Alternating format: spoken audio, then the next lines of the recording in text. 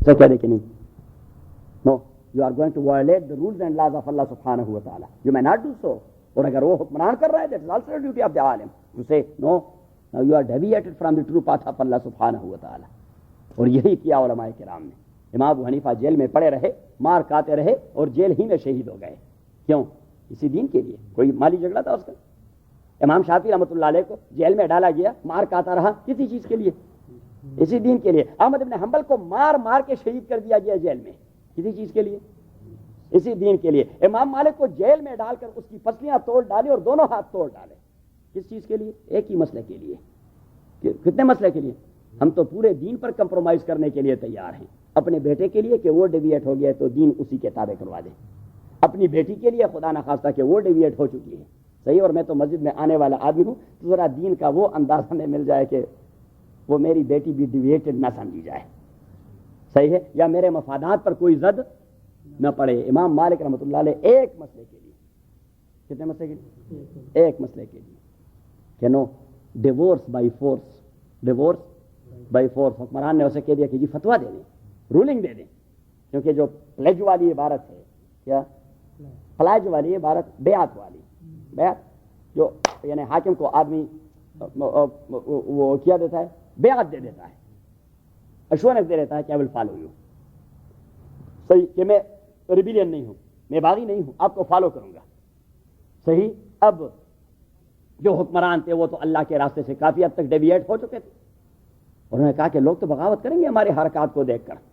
تو انہوں نے امام مالک سے فتویٰ چاہا کہ ہم یہ جو بیعت والی اسٹیٹمنٹ ہے، اس اسٹیٹمنٹ میں یہ جملہ لکھتے ہیں کہ اگر میں نے بریک کر دیا اس بیعت کو اور پلچ کو میں نے توڑ دیا تو میری بیوی طلاق ہو جائے گی، میری بیوی طلاق ہو جائے گی. اور حکمران آپ کے سامنے یہ کاغذ رکھ دیں تو آپ نے دستخط کر دیے، مین کہ he is imposing, he is using coercion tactics, کہ وہ جبر اور اکراہ والے بائی فورس آپ سے یہ آپ کی عورت کو بائی فورس طلاق کروا رہا ہے، صحیح. تو امام مالک رحمۃ اللہ علیہ نے کیا دیا کہ آئی ول نیور ڈو دیٹ، میں نے کبھی بھی یہ فتویٰ نہیں دینا. اور کسی اور عالم سے دلواتے تو لوگوں نے ماننا نہیں، کسی اور سے دلواتے، کیونکہ ہر عالم تو اس پوزیشن میں نہیں ہوتا کہ وہ فتویٰ دے دے اور لوگ اس کو فالو کر دیں. نو. تو امام مالک رحمۃ اللہ علیہ کو جیل میں ڈال دیا، حتیٰ کہ اس ہاتھ توڑ ڈالے ایک مسئلے کے لیے.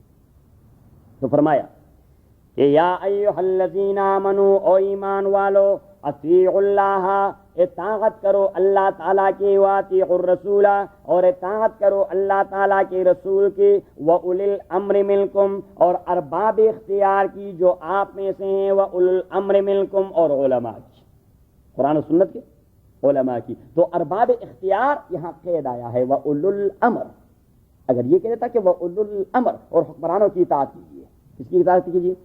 حکمرانوں کی. اگر منکم کلمہ نہ کہتے تو حکمرانوں کی مرضی تھی، جو کچھ آپ سے کہہ دیتے. قرآن کا حکم ہے کہ بھائی اس کو فالو کریں، چاہے آپ سے کہتے ہیں کہ بھائی شراب لازمی ہے آپ پیا کریں تو آپ نے فالو کرنا ہے، کیونکہ قرآن نے کہہ دیا کہ وَأُولِي الْأَمْرِ. لیکن اللہ نے فرمایا وَأُولِي الْأَمْرِ مِنْکُمْ، وَأُولِي الْأَمْرِ مِنْکُمْ، جو آپ کے دین کو فالو کر رہے ہیں، آپ میں سے ہیں، آپ میں سے. اس لیے کہ لا طاعۃ للمخلوق فی معصیۃ الخالق، جہاں پہ حکمران اللہ کے حکم کے خلاف جا رہا ہے اور آپ کو مجبور کر رہا ہے کہ اس کو فالو کریں، you may not follow that, کیونکہ اللہ کے حکم کے مقابلے میں مخلوق کے اطاعت کا کوئی تصور نہیں ہے.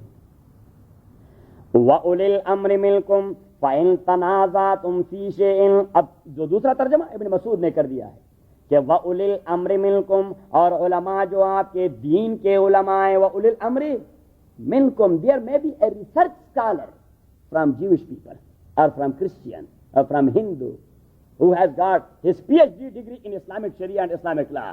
So then you will follow his pieces? No, they are not from us. They are not from, you cannot depend upon that one. He is not a reliable person as far as our deen is concerned. اس لیے اللہ تعالیٰ نے کہہ دی وَأُولِي الْأَمْرِ مِنْکُمْ. اور ہم اتنے غلامانہ ذہنیت رکھتے ہیں کہ انگریز نے کوئی بات کر دی بس ہم نے فوراً وہ فالو کر دیا، چاہے وہ ہمارے دین کے خلاف ہی کیوں نہ ہو. اللہ کریم نے فرمایا وہ آپ کی دین کی بات بھی کریں اس کو بھی نہ فالو کریں. You must follow your own ulama, the Muslim ulama, the Muslim scholars. ہاں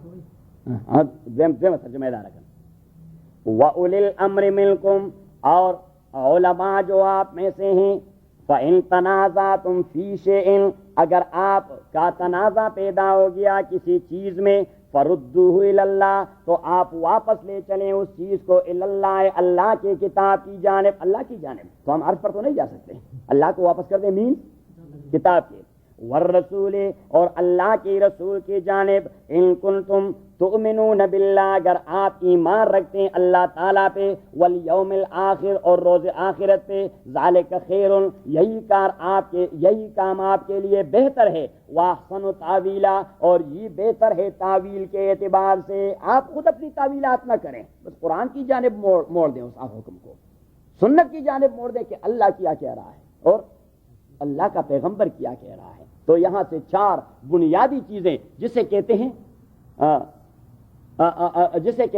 agreed upon sources of Islamic Sharia, or sources of Islamic Sharia which are agreed upon by the Ummah. 4 sources یہاں اسی آیت سے نکالے ہیں، کس آیت سے؟ اسی سے کہ اطیعوا اللہ، اللہ کی اطاعت کیجئے، کتاب اللہ is the first ever source of Islamic Sharia، ٹھیک، واطیعوا الرسول، اور اطاعت کیجئے رسول اللہ صلی اللہ علیہ وسلم کی سنت is the second source of Islamic Sharia، حدیث اینڈ سنت of رسول اللہ that is the second source of Islamic Sharia۔ اور 3 وَأُولِي الْأَمْرِ مِنْكُمْ، اور آپ کے علماء جو آپ میں سے، اور انہوں نے کوئی فیصلہ دے دیا ہے، تو اسے کہتے ہیں کنسنسس آف اوپینین یا اجماع الامہ۔ کیا کہتے ہیں؟ اجماع الامہ، ناٹ اجماع of the parliament of Pakistan, no, اجماع الامہ مین اجماع آف دی علماء of Quran and Sunnah, those who have the status of mujtahid، those who have the status of mujtahid، who will be a mujtahid، qualities of a mujtahid، qualities of a mujtahid، write it down، چوری صاحب تو لکھیں، کیونکہ یہاں تو تمام لوگ مجتہد ہیں، یہاں تو تمام لوگ مجتہد ہیں، اور عرب دنیا سے تو جو بھی آیا ہے وہ تو سب مجتہد ہے۔ اللہ تعالیٰ رحم فرمایا، اگر اس کا ذرا ہے زبان چلتی ہے اس کی، تو اس سے بڑا امام ابو حنیفہ کوئی دوسرا نہیں مل رہا، صحیح، اور لوگوں کو گمراہ کر دیا، لوگوں کو دین سے ڈیویٹ کر دیا، اللہ تعالیٰ رحم فرمائے۔ تو مجتہد کی پہلی صفت کہ ہی مسٹ بی اے عدل مسلم، عدل مسلم، عدل عین دال لام۔ اب عدل that is a term used by the fuqaha and by the jurist، کہ عدل means a person who never committed a major sin، who never committed a major sin, and he always avoid the minor sins also. He never do anything against Sharia and against Muruwa. There are 2 things. One is called Sharia and the second one is called Muruwa، کہ وہ مروت کے خلاف کام بھی نہیں کرتے، اسے کہتے ہیں عدل۔ تبھی تو امام ابو حنیفہ رحمۃ اللہ نے اپنے زمانے میں فتویٰ دے دیا، لیکن اس کا زمانہ تو متقین کا تھا، آج کے زمانے میں ہم وہ فتویٰ نہیں دے رہے، ادروائز ہمیں کوئی گواہ نہیں مل رہا ہے۔ امام ابو حنیفہ رحمۃ اللہ علیہ فرماتے ہیں کہ جو آدمی بازار میں جا رہا ہے اور اس طرح جاتے جاتے کھانا کھا رہا ہے، ہی از اے فاسق، آئی ول نیور ایکسیپٹ ہز شہادہ، کہ بھائی یہ انسانوں کا طریقہ ہے کہ آپ جو کھانا کھا رہے ہیں حیوانوں کی طرح کھا رہے ہیں، یہ مروت کا کام ہے، ہاں، تو پھر تو یہاں شہادت نہیں ملے گی۔ تو یہ امام ابو حنیفہ رحمۃ اللہ علیہ کے زمانے کی بات تھی، وہ تو لوگ تھے، کیسے لوگ تھے؟ وہ لوگ تھے جی۔ تو ایک یہ، دوسرا یہ کہ he must know the holy Quran and Sunnah in detail۔ کیسے ڈیٹیل میں؟ قرآن کے متعلق اسے یہ پتا ہو کہ اس آیت کے نزول کا ہسٹوریکل بیک گراؤنڈ کیا ہے، ایک بات۔ دوسری بات، لغت کے اعتبار سے literal meaning of every word of the آیا، ہر ایک لفظ کا لغوی معنی کیا ہے، دوسری بات۔ تیسری بات، دی ورڈ اور کمبینیشن آف ورڈز اور the sentence used here in the آیا، یہ کوئی محاوراتی اسلوب میں تو استعمال نہیں کیا گیا، اکارڈنگ ٹو دی اسلوب of Arab of that time. So he must know the prose and poetry of the Arabian poets at that time when Quran was revealing to Rasulullah sallallahu alayhi wa sallam، کہ ان کو اس زمانے کی pros اور poetry کا پتہ ہو، classical literature of Arabic word, کیا classical literature of Arabic word. یہ تیسری بات، کیونکہ امام ابو حنیفہ رحمۃ اللہ علیہ پر ایک بار اعتراض کیا گیا، اسے کہہ دیا گیا کہ یہ آپ نے یہ شبہ عمد، قتل شبہ عمد کا جو دوسرا تصور نکالا ہے، قتل شبہ عمد کا جو دوسرا تصور جو دیگر ائمہ کے نزدیک نہیں ہے، ان کے نزدیک عمد ہے اور خطا ہے اور قتل بے سبب ہے، اور امام ابو حنیفہ رحمۃ اللہ علیہ کے نزدیک 5 بقرہ میں تفصیل سے گزر گیا ہے۔ تو قتل شبہ عمد، تو امام ابو حنیفہ رحمۃ اللہ علیہ نے فرمایا کہ ہاں، حضور علیہ الصلوۃ والسلام نے فرمایا کہ الا ان قتیل خطأ العمد قتیل الصوت والعصا، کہ خطأ العمد کا مقتول، خطأ العمد کا مقتول قتیل الصوت والعصا، جسے لاٹھی مار کر قتل کیا جائے، جسے یہ قتل عمد نہیں، اس پہ کیپٹل پنشمنٹ نہیں ہوگا، اس پر کیپٹل پنشمنٹ نہیں ہوگا۔ تو انہوں نے کہا ٹھیک ہے، لیکن پتھر والا، تو اس نے کہا کہ اور پتھر سے مارے، that is also because of skill and because of, یعنی دیٹ از ناٹ اے جارحہ، وہ کوئی شارپ قسم کی چیز نہیں جس سے لوگ قتل کیے جاتے ہیں، صحیح، پتھر مار دیا، دیٹ از ناٹ قتل عمد، دیٹ از قتل شبہ عمد اور خطأ العمد، اور خطأ العمد۔ تو ایک عالم نے اسے کہہ دیا ولو رماہ بحجر کبیر، اگر بہت بڑے وزنی پتھر سے بھی مارا، ہاں، تو پھر بھی یہ قتل عمد نہیں ہوگا، شبہ عمد ہوگا۔ امام ابو حنیفہ رحمۃ اللہ علیہ نے فرمایا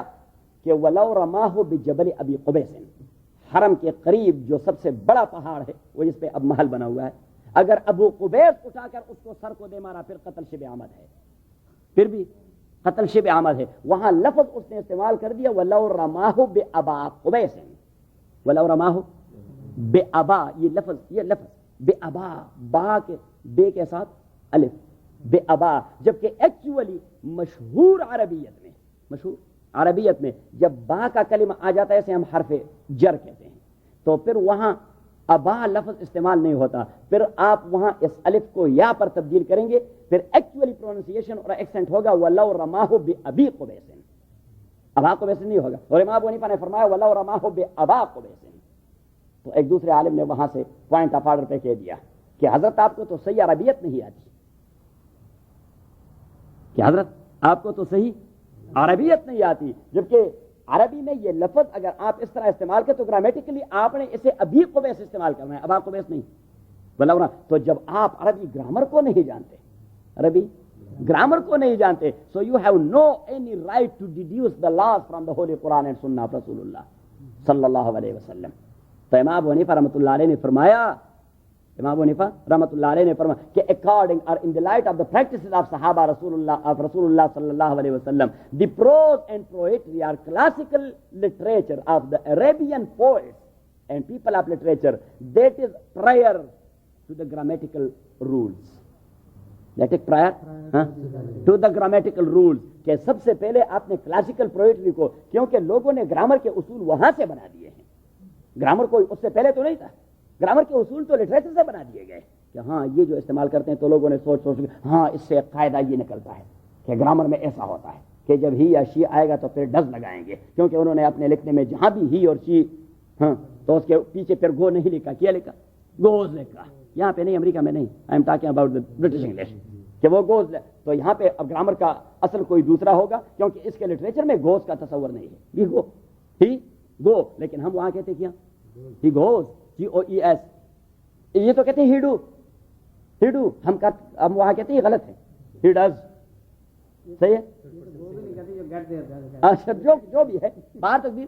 اب یہ ہوتا ہے، یعنی زبان اور اس کے لکھنے اور بولنے کے پس منظر میں آپ کو گرامر کا کیا قاعدہ مل گیا، لیکن امام ابو حنیفہ رحمۃ اللہ علیہ نے فرمایا کہ grammar has been derived from the literature of ancient Arab. تو اس نے کہا کہ اینشنٹ عرب نے یہ لفظ ابا اس طرح استعمال کر دیا ہے، تو اس نے کہا کہ a poet before the time of رسول اللہ صلی اللہ علیہ وسلم، he has said in one of his غزل کہ فَإِنَّ أَبَاهَا وَأَبَا أَبَاهَا قَدْ بَلَغَا فِي الْمَجْدِ غَایَتَاهَا، فَإِنَّ أَبَاهَا، کہ ایک بار بھی نہیں، دوسرے بار استعمال، فَإِنَّ أَبَاهَا وَأَبَا أَبَاهَا قَدْ بَلَغَا فِي الْمَجْدِ غَایَتَاهَا۔ وہاں جو علماء بیٹھے ہوئے تھے، اس نے کہا کہ اس خدا کے بندے کو اللہ نے ایسی ووکیبلری دے دی ہے کہ اس کے ساتھ بحث کرنا یہ ویسے اپنے کو مصیبت میں ڈالنا ہے۔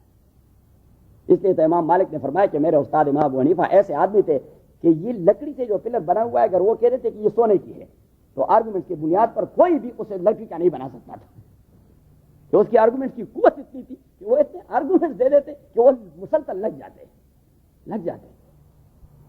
تو فإن أباها وأبا أباها قد بلغ، تو ایک یہ کہ اب وہ قرآن اور سنت کو جانتے ہوں، قرآن و سنت کو جانتے ہیں according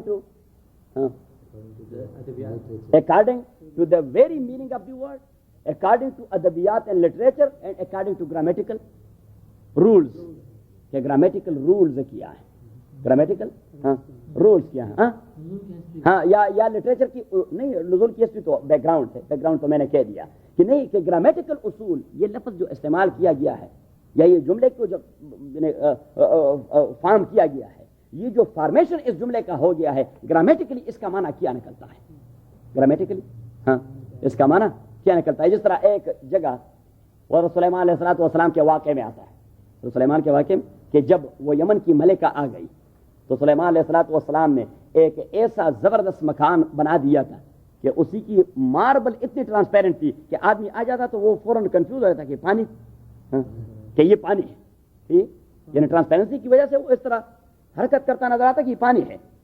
تو وہ جو آئی تو اس نے فوراً کیا یعنی اپنا جو کپڑے تھے وہ اٹھائے کہ پانی میں جانا ہے سلیمان کی طرف، پانی میں جانا. قرآن کریم نے وہاں فرمایا، قرآن کریم نے وہاں فرمایا کہ فلما حسبته لجتا وکشفت عن ساقها، وکشفت عن. امام ابو حنیفہ رحمۃ اللہ علیہ اس چیز کو ایگری نہیں کرتے، اس چیز کو ایگری نہیں کرتے کہ اس نے کپڑے اٹھائے، کشفت عن ساقها، اپنے پنڈلیوں کو اس نے ننگا کر دیا، مینس کہ اپنا کپڑا اٹھایا، وکشفت عن ساق. امام ابو حنیفہ رحمۃ اللہ علیہ فرماتے ہیں عربوں کا محاورہ ہے کہ جس چیز کے دیکھنے سے آدمی کے اوسان خطا ہو جاتے ہیں تو وہ کہتے ہیں کشفت عن ساقها، وہ دہشت زدہ ہو گیا. کیا ہو گیا؟ یہ معنی نہیں ہے کہ اس نے پنڈلیاں کھول دی، مینس دہشت زدہ ہو گیا. تو کہتے ہیں کہ بھائی یہ کہاں پر ہے؟ دوسرے علماء نے کہہ دیا بھائی یہ کہاں؟ اس نے کہا اس قرآن کے اندر ہے، ہاں اس قرآن کے اندر ہے. اللہ کریم فرماتے ہیں کہ یوم یکشف عن ساق ویدعون الی السجود فلا یستطیعون خاشعۃ ابصارهم ترهقهم ذلہ. یوم یکشف عن ساق اور کشفت عن ساق، دی سیم تھنگ.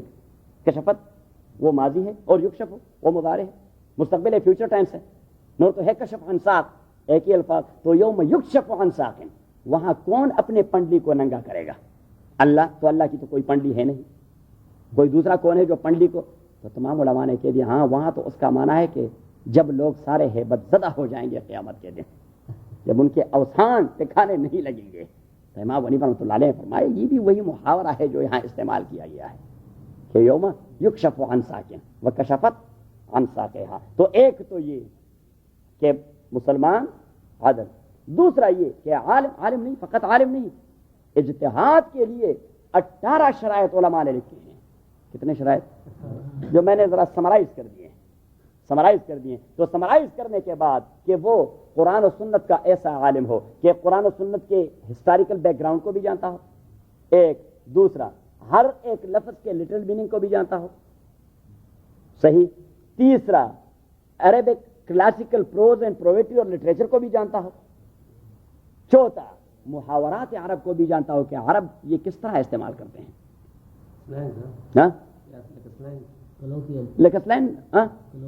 کلوکیل کہ وہ اس کو بھی جانتا. حضور علیہ السلام نے ایک بار کہہ دیا وَمَكَرُوا مَكْرًا كُبَّارًا، سورہ نوح کے اندر، وَقَالُوا لَا تَذَرُنَّ آلِهَتَكُمْ وَلَا تَذَرُنَّ وَدًّا وَلَا سُوَاعًا. تو کافروں نے اعتراض کر دیا کہ آپ تو کہتے ہیں اللہ کا کلام ہے اور بڑا فصیح و بلیغ ہے، بڑا فصیح و بلیغ ہے، فصاحت اور بلاغت سے بھرا ہوا ہے، تو یہ کبار لفظ تو ہمارے عربی میں نہیں ہے. کبار لفظ وَمَكَرُوا مَكْرًا، کبار کبیر لفظ تو ہے کہ بڑا، لیکن کبار بہت بڑا، یہ کبار لفظ تو ہمارا بھی استعمال نہیں کرتے، صحیح ہے. اور دوسرے کافر نے کہہ دیا کہ جی آپ ایک دوسرا لفظ کہہ رہتے ہیں کہ یستہزئ بہم، جس کا معنی ہے یستہزئ بہم، مسخرے کرنا، ٹٹے اڑانا. اس نے کہا کہ یہ یستہزئ کے لغت سے ہم واقف نہیں، آپ کیسے کہتے ہیں کہ یہ بڑا بلیغ و فصیح کلام ہے جس لغت کو ہم جانتے ہی نہیں ہیں کہ یستہزئ بہم ویمدہم فی طغیانہم یعمہون. حضور علیہ السلام نے کہہ دیا کہ بیٹھے رہیں، ان کو فار سے کہہ دیا کہ بیٹھے رہیں. تو اتنے میں ایک بوڑھا جا رہا تھا 110 سال کا. حضور علیہ السلام نے اسے آواز دی کہ بابا ذرا ادھر آئیں. تو وہ آ گیا. حضور علیہ السلام نے اسے کہہ دیا کہ بابا بیٹھ جائیں. اب وہ بیٹھ رہا تھا، ابھی زمین کو نہیں پہنچا تھا کہ حضور علیہ السلام نے فرمایا کہ نا بابا اٹھ جائیں. تو وہ اٹھ رہا تھا، تو ابھی کامل اٹھا ہی نہیں تھا کہ حضور نے پھر کہہ دیا کہ بابا بیٹھ جائیں. تو ابھی بیٹھنے کے قریب نہیں گیا تھا کہ حضور علیہ السلام نے پھر کہہ دیا کہ نا بابا بیٹھے نا، ذرا اٹھیں. تو اس بابے کو غصہ آیا اور اس نے کہا کہ اتستہزئ بی وانا شیخ کبار، اتستہزئ بی وانا شیخ کبار، آپ میرے ٹھٹھے اڑاتے ہیں حالانکہ میں بہت بوڑھا آدمی ہوں۔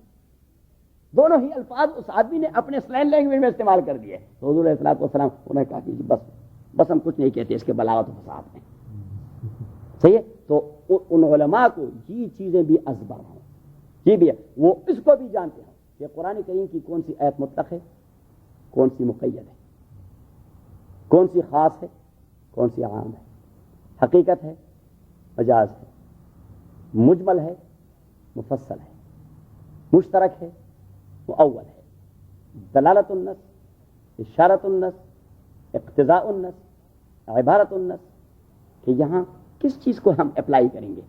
حدیث کے متعلق جانتے ہیں کہ جو حدیث جس نیریشن چین پر ہمارے ہاں آ پہنچی ہے، فار ایگزامپل اس میں نیریشن چین میں 6 راوی ہیں، ان تمام راویوں کی بایوگرافی کیا ہے، ان تمام راویوں کی بایوگرافی کیا ہے، ان کا علمی مبلغ اور علمی اپروچ کیا تھا، ان کی میموری کیسی تھی، ان کے تقوی کا انداز کیسے تھا، ان کے تقوی کا انداز کیسے تھا، جن سے اس نے استفادہ کیا بحیثیت طالب علم کے، اس کے استاد کی کیا کیفیت تھی، جو لوگ اس سے استفادہ کر چکے ہیں ان کے شاگرد کس مرتبے کے لوگ تھے،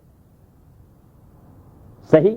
اور پھر آ جاتے ہیں حدیث پر، حدیث کے متن پر، جو الفاظ ہیں رسول اللہ صلی اللہ علیہ وسلم کے، کہ یہ جو الفاظ ہیں آپ صلی اللہ علیہ وسلم کے الفاظ تو بڑی حکمتوں کے بھرے ہوئے ہوتے ہیں، کہ یہ واقعی راوی وہی الفاظ استعمال کرتے ہیں جو حضور کے الفاظ ہیں، یا اس نے اس کا مفہوم اٹھا کر اپنے الفاظ کے قالب میں ڈال دیا ہے۔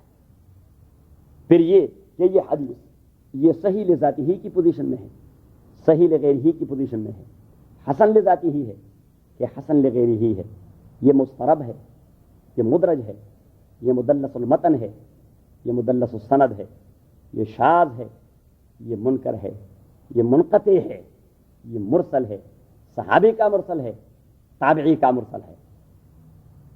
اب ان سر یہاں تو لوگ کسی چیز کو جانتے نہیں اور کہہ دیتے ہیں کہ بھائی ہم بھی صحیح۔ پھر اس کے بعد وہ آدمی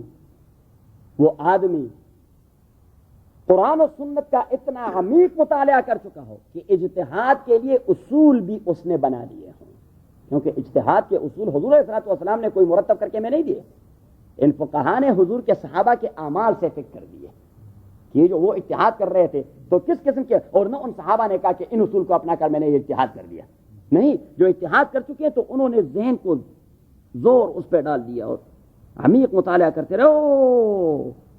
حضرت عمر رضی اللہ تعالیٰ نے جو یہ اجتہاد کیا اس حوالے سے کیا، حضرت علی نے جو یہ اجتہاد کیا اس حوالے سے کیا، عبداللہ ابن عباس نے جو یہ بات کی اس حوالے سے کی، فلاں نے جو یہ بات کی اس حوالے سے کی۔ اجتہاد کے لیے فار ایگزامپل اب امام شافعی اور امام ابو حنیفہ کے درمیان ایک یعنی اصول اجتہاد کے حوالے سے رولز، اسے کہتے ہیں فنڈامنٹل پرنسپلز، کیا کہتے ہیں فنڈامنٹل پرنسپلز، کہ فنڈامنٹل پرنسپلز اسلامک جورسپروڈنس کے کیا ہیں۔ اجتہاد میں جو مجتہد کا اختلاف پیدا ہو جاتا ہے وہ فنڈامنٹل پرنسپلز کی وجہ سے، کہ امام شافعی رحمۃ اللہ علیہ کے فنڈامنٹل پرنسپلز میں یہ ہیں کہ فتویٰ اگر ایسے صحابی کا ہے جس نے حضور کی ڈھیر ساری احادیث نقل کی ہوں تو وہ اس کو پریفرنس دے دیتا ہے۔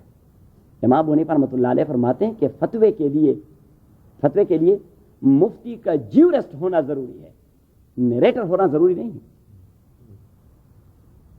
اس کا نیریٹر ہونا ضروری نہیں، شاید اس کو اللہ تعالیٰ نے وہ کیا کہتے ہیں فوٹوگرافک میموری دے دی ہو تو حدیث اس نے زیادہ، لیکن جو جیورسٹک رولنگ ہے اسی کا کام نہیں ہوگا۔ تو امام ابو حنیفہ رحمۃ اللہ علیہ وہ ہمیشہ جیورسٹ ٹائپ کے صحابی کے فتوے کو ترجیح دے دیتا ہے۔ مثلا اب روایت آ گئی، ایک حضرت ابو ہریرہ کی آئی ہے رضی اللہ تعالیٰ عنہ، جو صحابہ میں سب سے زیادہ احادیث کے راوی، 5374 احادیث نقل کر دیے ہیں، 5374 صحیح۔ لیکن حضرت ابو ہریرہ رضی اللہ تعالیٰ عنہ وہ راوی ہیں، وہ جیورس نہیں ہے اس پائے کے جیسے دیگر صحابہ تھے، مثلا عبداللہ ابن مسعود جسے حضور نے خود افقہ الامہ کہہ دیا کہ میرے صحابہ کے سب سے بڑے جیورس یہ ہیں ابن مسعود رضی اللہ تعالیٰ عنہ، ابن مسعود رضی اللہ تعالیٰ عنہ یہ حضرت عائشہ رضی اللہ تعالیٰ عنہ، حضرت عائشہ رضی اللہ تعالیٰ عنہ کہ اسے اللہ تعالیٰ نے اجتہاد کی اور جورسٹک ورک کی اتنی صلاحیت دے دی تھی کہ بڑے بڑے صحابہ آ کر، اس کا اپنا باپ حضرت ابوبکر آ کر اس سے پوچھا کرتا تھا کہ بیٹی یہ جو مسئلہ پیش آیا ہے اس میں آپ کی رائے کیا ہے؟ تو یا تو اس کو کوئی حدیث معلوم ہوتی حضور علیہ الصلوۃ والسلام کی، یا اگر حدیث معلوم نہ ہوتی تو وہ کسی آیت میں اجتہاد کر کے اپنے باپ کو فتویٰ دے دیتی، حضرت عمر کو فتویٰ دے دیتی، حضرت عثمان و علی کو فتویٰ دے دیتی، صحیح؟ اور وہ لوگ مسجد میں آ کر کہہ رہے تھے کہ مائی عائشہ صدیقہ رضی اللہ تعالیٰ عنہ نے فتویٰ دے دیا ہے۔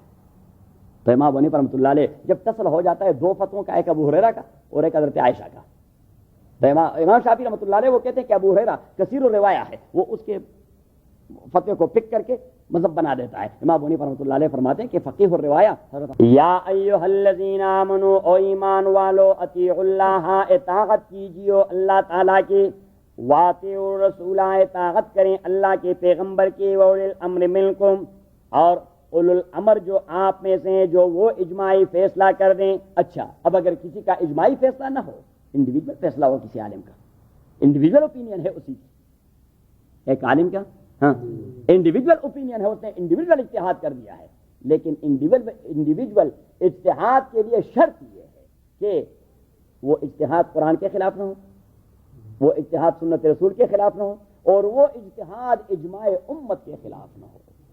کس کے خلاف نہ ہو؟ اجماع امت، کیونکہ اجماع امت یہ تمام ائمہ کے نزدیک قطعی حجت ہے۔ کیا ہے؟ یہ قطعی دلیل ہے شریعت میں، کیونکہ حضور نے فرمایا کہ لا تجتمع امتی علی الضلالہ، میرے امت کے علماء جب اجماعی طور پر ایک فیصلہ دے دیتے ہیں تو وہ گمراہی نہیں ہوتی، وہ ہدایت ہوتی ہے۔ وہ کیا ہوتی ہے؟ وہ ہدایت ہوتی ہے۔ تو حضور علیہ الصلوۃ والسلام نے اجماع امت کی توثیق کروا دی، اپنے قول سے اجماع امت کی توثیق کروا دی۔ تو چوتھا مسئلہ آ جاتا ہے انڈیویجول اوپینین، یا ہم اسے کہتے ہیں قیاس یا انالوجی۔ کیا کہتے ہیں اسے؟ اس کے لیے جو انگریزی میں لفظ ہے وہ ہے کیا؟ انالوجی یا انالوجیکل ڈیڈکشن، انالوجی یا انالوجیکل ڈیڈکشن۔ تو انالوجی اور انالوجیکل ڈیڈکشن، اسی میں یہ عالم اور جیورسٹ اپنے عقل کو اپلائی نہیں کرتا، اپنے عقل کو قرآن و سنت اور معلوم قواعد کے اساس پہ اپلائی کر دیتا ہے، معلوم قواعد کے اساس پر۔ مثلا صحابہ کے زمانے سے دو قسم کے اسکول آف تھاٹ پیدا ہو گئے۔ کتنے قسم کے؟ دو قسم کو۔ ایک کو کہا گیا مدرسۃ اہل الحدیث، اور دوسرے کو کہا گیا مدرسۃ اہل الرائے۔ مدرسۃ اہل الحدیث means the people those who are committed to the text of Holy Quran and to the text of Holy Hadith as far as the reason for a حکم is concerned، کہ جو حکم دیا گیا ہے اور اس حکم کا ریزن، اس کا علت، اس کی علت وہ قرآنی آیت میں یا حدیث نبوی صلی اللہ علیہ وسلم نے ایکسپریسلی ذکر کیا گیا ہے، تو اگر کسی دوسرے موقع پر بھی اور کسی دوسری جگہ پہ بھی وہ علت اپلائی ہو سکتا ہے تو ہم فیصلہ اسی حکم والا دیں گے۔ کیا کہتے ہیں؟ اسی حکم والا فیصلہ، اسے کہتے ہیں علت منصوصہ، قیاس بر علت منصوصہ۔ کیا کہتے ہیں؟ قیاس بر علت منصوصہ۔ جبکہ اہل الرائے means not those people who are giving their own opinion against the Holy Quran or Holy Sunnah. No, there is none of them. کیونکہ پھر تو سب سے پہلے ہم نے حضرت علی اور حضرت ابن مسعود رضی اللہ تعالیٰ دونوں کو اٹھا کر کہیں پھینکنا ہے۔ They are the basic leader of مدرسۃ اہل الرائے۔ کوفہ میں وہ دونوں بیٹھے تھے، کون؟ حضرت علی اور حضرت عبداللہ ابن مسعود رضی اللہ تعالیٰ عنہما۔ تو مدرسۃ اہل الرائے کا معنی یہ ہے ریزنڈ پیپل۔ کون پیپل؟ یا ریزنڈ علماء، ریزنڈ علماء۔ اجتہاد تو سارے کر رہے تھے، جو مدینہ میں بیٹھے ہوئے تھے عبداللہ ابن عمر اور عبداللہ ابن عباس اور حضرت عائشہ، وہ بھی اجتہاد کرتے رہے۔ جن ایشوز میں قرآن کا حکم رسول کا حکم موجود نہ تھا وہ کیا کرتے؟ اجتہاد ہی کرتے۔ ابن مسعود اور حضرت علی وہاں بیٹھے اجتہاد کرتے رہے، لیکن ان کے اجتہاد کا اساسی اصل اور فنڈامنٹل پرنسپل تھا کہ قرآن و سنت کا مطالعہ کر کر کے اگر آپ کو کوئی ایکسپریسڈ ریزن مل جائے تو اسی ریزن کو اپلائی کریں۔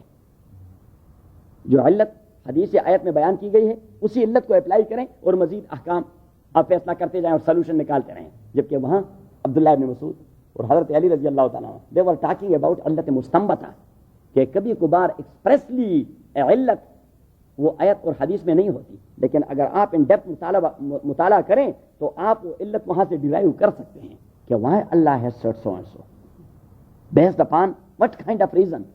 تو آپ وہ ریزن ایکسپریس نہیں ہے، لیکن وہ وہاں اس آیت کے پیٹ میں کہیں پڑی ہوئی ہے، آپ نے نکالنا ہے.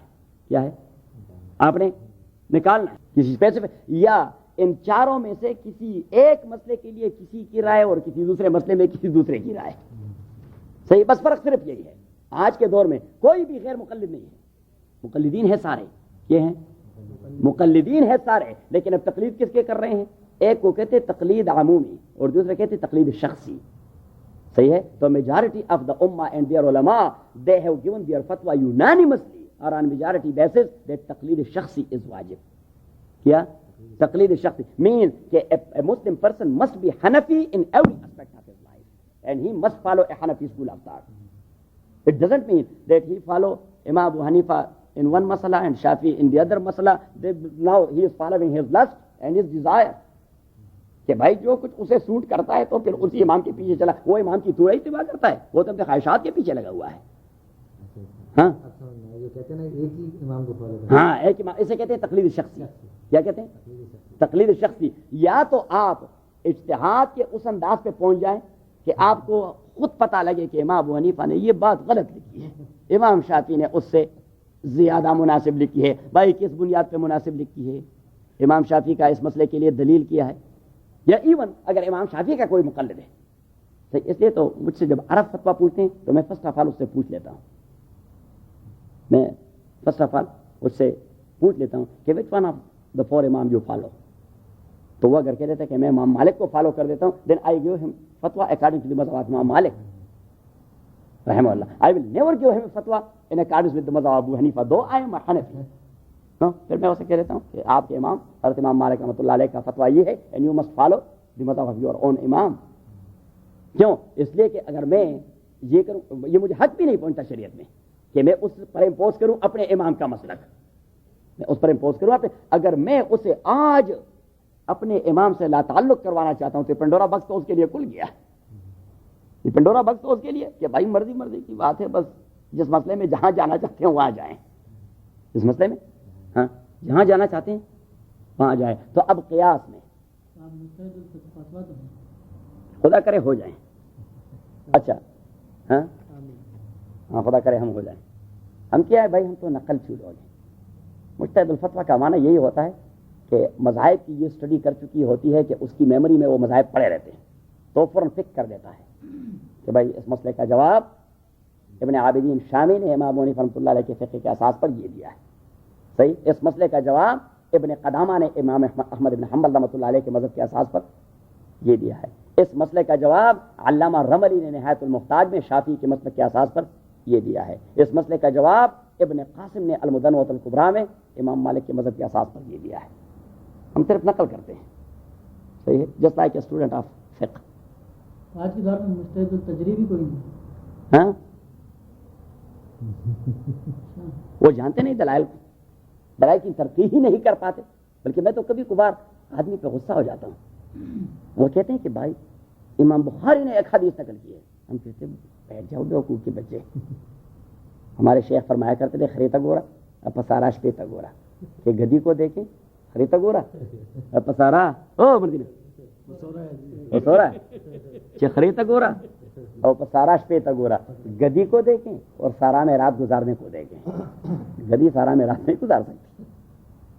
امام بخاری بھائی، امام بخاری جیسے محدث جس کے کتاب پر علماء کا اجماع ہے کہ اصح الکتب بعد کتاب اللہ، کہ اللہ کی کتاب کے بعد حدیث کی کتاب میں سب سے زیادہ صحیح کتاب امام بخاری، کیونکہ حدیث کے لکھنے کے لیے اس کے شرائط بڑی کڑی ہیں. اس نے اپنی کتاب جو ایکچولی تو 7000 سم تھنگ ہے، لیکن اگر مکررات کو ریپیٹڈ احادیث کو آپ ڈراپ کریں تو 4000 بن جاتے ہیں. 4000 احادیث کو وہ خود کہتے ہیں، دار المفرد میں لکھا ہے کہ میں نے 1,00,000 آتھینٹک احادیث سے ان کا انتخاب کر دیا ہے. 1,00,000 احادیث سے نہیں، 1,00,000 آتھینٹک احادیث سے اس کا انتخاب کر دیا ہے. تو یہ 4000 میں نے یہاں کتاب میں لکھے ہیں، کیونکہ میں ساروں کو نہیں لکھ سکتا تھا، میں ساروں کو نہیں. اور پھر لوگ عجیب، میں کہہ دیتا ہوں نا کہ آدمی وہ پشتوں میں ضرب المثل ہے، اس کا مجھے اردو میں ترجمہ نہیں آتا، اس لیے دونوں مزہ لے لیں گے. باقی کو ویلی ڈوڈی کایا نہ دا کونا معقول کے خوده ویلی دی ډوډۍ کایا نه ده. ډوډۍ کایا معنا چې ډوډۍ څنګه خوړی شي. ویلی ډوډۍ کایا نه ده او کونه منطق کې خوځې وي. اچھا تو اب امام بخاری جیسے بڑے آدمی وہ خود امام شافعی کے فالوور ہیں، وہ خود بھی مجتہد نہیں اور نہ مجتہد ہونے کا دعویٰ کر رہا ہے، وہ خود امام شافعی کو فالو کر رہا ہے. امام مسلم بن حجاج القشیری وہ خود امام شافعی کو فالو کر رہا ہے. امام عبد الرزاق وہ خود امام ابو حنیفہ رحمۃ اللہ علیہ کو فالو کر رہا ہے. صحیح. تو اب یہ جو مسئلہ ہے یہ بڑا، تو قیاس میں ایک شرط یہ ہے کہ یہ جو حکم نص قرآنی میں آیا ہے یا نص حدیث میں آیا ہے، نص قرآنی میں آیا ہے یا نص حدیث میں آیا ہے، یہ مخصوص حکم نہ ہو، یہ مخصوص حکم نہ ہو کہ ایک خاص موقع کے لیے وہ حکم دیا گیا ہے جس کو آپ کسی دوسری جگہ اپلائی نہیں کر سکتے. فار ایگزامپل رسول اللہ صلی اللہ علیہ وسلم کے ساتھ، چوری صاحب متوجہ ہو جائیں کہ رسول اللہ صلی اللہ علیہ وسلم کے ساتھ ایک یہودی کا جھگڑا ہو گیا. کیا وہ محمد صلی اللہ علیہ وسلم آپ نے اپنی وہ جو آہنی قمیص تھی جو جنگ میں پہنی جاتی ہے جس کو کہتے ہیں زرہ، وہ زرہ آپ نے میرے پاس گروی رکھی تھی، رہن مارگیج کر دی تھی اور میں نے آپ کو پیسے دے دیے تھے، میں نے آپ کو پیسے دے دیے تھے. اب آپ نے قمیص تو واپس لے لی لیکن مجھے وہ مارگیج منی واپس نہیں کروا دی. اب رسول اللہ صلی اللہ علیہ وسلم اس کے گھر جا کر مارگیج منی اسے دے چکے تھے اور قمیص واپس لے چکے تھے. یہودی نے انکار کر دیا اور کوئی گواہ تھا نہیں اس مسئلے میں، کوئی گواہ تھا نہیں اس مسئلے میں. تو رسول اللہ صلی اللہ علیہ وسلم نے اس طرح صحابہ پہ نظر ڈالی اور فرمایا کہ من یشہد لی بذالک، آپ میں سے کوئی ایسا ہے جو میرے لیے یہ شہادت دے دے کہ میں نے اس یہودی کو پیسے دے دیے ہیں. تو ایک صحابی ہیں حضرت خزیمہ رضی اللہ تعالیٰ عنہ، وہ اٹھ کھڑے ہوئے، اس نے کہا جی میں گواہی دے دیتا ہوں کہ آپ نے اس کو وہ پیسے واپس کر دیے ہیں. تو حضور علیہ الصلوۃ والسلام نے خود ہی اپنے گواہ کو کراس ایگزامن کر دیا اور کہا کیفا ولم تکن حاضرا سما. خزیمہ آپ بھی عجیب آدمی ہیں، آپ وہاں کہاں تھے جو گواہی دے رہے ہیں، جو گواہی دے رہے ہیں آپ تھے وہاں، آپ تھے وہاں نہیں تو کیسے گواہی دے رہے ہیں. تو اس نے کہہ دیا حضرت خزیمہ رضی اللہ تعالیٰ نے کہ جی یہ آپ جو ہمیں کہتے ہیں کہ یہ اللہ کا حکم ہے اور یہ آیت نازل ہوئی، ہم آپ کے ساتھ ہوتے ہیں، ہم آپ کے ساتھ ہوتے ہیں. تاتینا باخبار السماء، آپ آسمان کی خبر دے دیتے ہیں تو ہم سارے کہتے ہیں کہ آمنا و صدقنا، آپ ٹھیک بولتے ہیں، صحیح بولتے ہیں. تو اس نے کہا کہ آسمان کی خبروں میں ہم آپ کی تصدیق کرتے ہیں کہ آپ جھوٹ نہیں بولتے، اب $10-15 کی بات ہے تو اس میں آپ جھوٹ بولیں گے. دیکھیے اس کی آرگومنٹ بڑی عجیب تھی کہ اس میں آپ جھوٹ بولیں گے. اب ایک شاہد تو کافی شاہد نہیں ہوتا کیس میں، لیکن حضور علیہ الصلوۃ والسلام نے اسے ایک ایکسیپشنل اور خصوصی پوزیشن دے دی کہ آج کے بعد میں شہد لہ خزیمہ فہو کافی. کسی کورٹ آف لا میں خزیمہ جس کے لیے تنہا شہادت دے تو اس ایک آدمی کی شہادت 2 شاہدوں کے برابر ہوگی. اب خزیمہ مرتبے میں حضرت ابوبکر سے بہت چھوٹے تھے، مرتبے میں حضرت عمر سے بڑے نیچے تھے، حضرت عثمان سے بڑے نیچے تھے، حضرت علی سے بڑے نیچے تھے، صحابہ کے بھی مراتب ہیں خزیمہ. لیکن حضور علیہ الصلوۃ والسلام نے اسے ایکسیپشنل خصوصیت دے دی. تو اگر کسی کورٹ آف لا میں ابو بکر کسی کے ساتھ بطور گواہ پیش ہو تو تنہا اس کی گواہی پر کورٹ فیصلہ نہیں دے سکتا، حالانکہ اس کا مقام تو بہت زیادہ ہے اور قرآن نے اسے صدیق کہہ دیا. یہ کہہ دیا اسے صدیق. لیکن یہ ایکسیپشنل کیس ہے. خزیمہ کے کیس پر آپ ابو بکر کو بھی قیاس نہیں کر سکتے، عمر کو بھی قیاس نہیں کر سکتے کہ بھائی ان کا مقام تو ان سے بھی بڑا ہے، کیونکہ اسے ہم کہتے ہیں حکم مخصوص. کیا کہتے ہیں؟ تو قیاس میں ایک شرط یہ ہے کہ حکم مخصوص نہ ہو. تو یہ سب بات ذہن میں آ رہی ہے. میں نے تبھی آپ کو چھوڑنا ہے کہ آپ کو پنجاب کا مفتی اعظم بنانا ہے. دوسرا یہ کہ یہ جو ٹیکسٹ میں حکم آیا، اب لکھیں ٹیکسٹ قرآن یا ٹیکسٹ حدیث میں جو حکم آیا ہو وہ ایسا حکم ہو کہ عقل سے معلوم نہیں ہو سکتا، کیونکہ قیاس میں تو آپ عقل اپلائی کریں گے. قیاس میں کیا کریں گے؟ عقل. تو حکم ایسا ہو کہ جس میں عقل کی اپلیکیشن کی کوئی گنجائش نہیں ہوگی. جس طرح فار ایگزامپل صبح کی فرض رکعتیں کتنی ہیں؟ 2.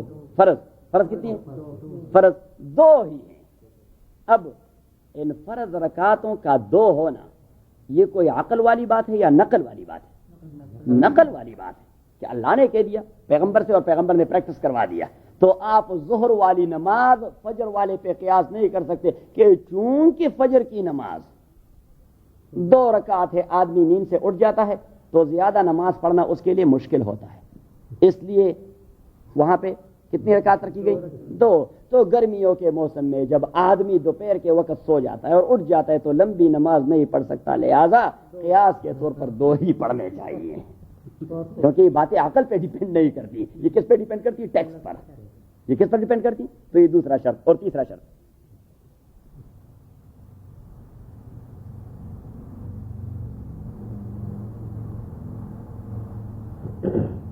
کہ آپ جو قیاس کرتے ہیں بحیثیت مجتہد کے، آپ کے قیاس کے عمل سے ٹیکسٹ والے حکم میں کوئی تغیر تو نہیں آتا، کوئی تبدل تو نہیں آتا۔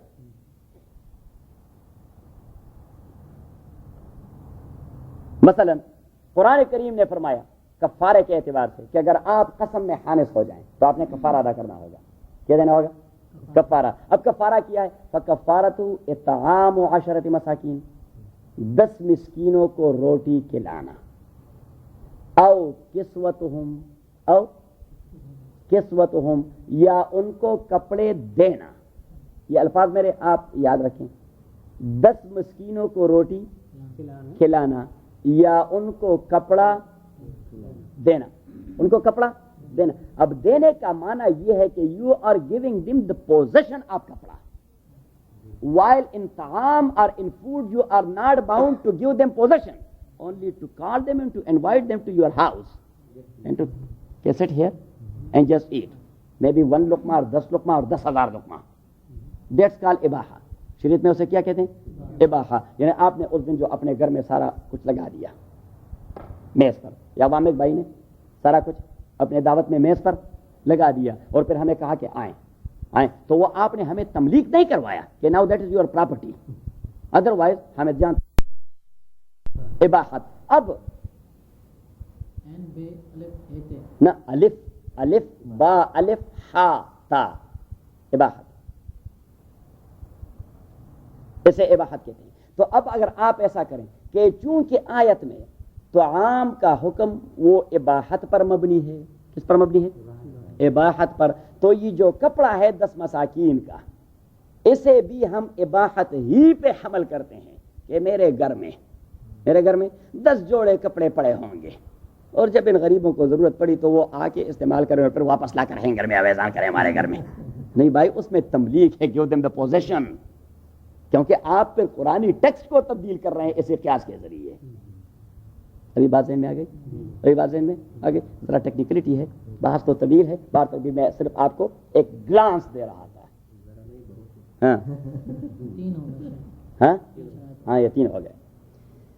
یا ایھا الذین آمنوا، او ایمان والو، اطیعوا اللہ، اطاعت کرو اللہ تعالیٰ کی، کتاب اللہ the first source, the first ever source, واطیعوا الرسول، رسول اللہ کی سنت دی سیکنڈ سورس، وَأُولِي الْأَمْرِ مِنْكُمْ، علماء کے اجماعی فیصلے کی consensus of opinion, consensus of opinion. فَإِن تَنَازَعْتُمْ فِي شَيْءٍ، اگر جھگڑا پیدا ہو گیا کسی چیز میں، کسی ایشو میں، کہ ان تینوں سورسز میں وہ معلوم نہیں ہو رہا تھا، آپ کو نہیں مل رہا تھا تینوں میں، نہ اجماع میں، نہ سنت میں، نہ کتاب اللہ میں، فَرُدُّوا إِلَى اللَّهِ وَإِلَى الرَّسُولِ، تو آپ اسے کتاب اللہ اور سنت رسول کی جانب واپس لے چلیں۔ کیسے واپس لے چلنے کا معنی کیا ہے؟ کہ وہاں کوئی علت نکال کر اسی کو اپلائی کر کے اس کی سلوشن نکالیں۔ صحیح؟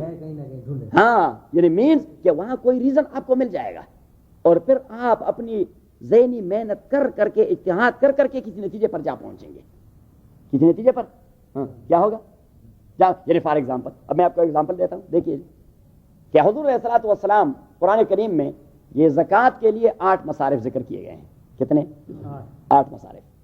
انما الصدقات للفقراء، فقراء کو دے دے، مساکین کو دے دے، مسافروں کو دے دے۔ ایک وہاں ہے مؤلفۃ القلوب، those who are new Muslim or those who are inclined towards Islam.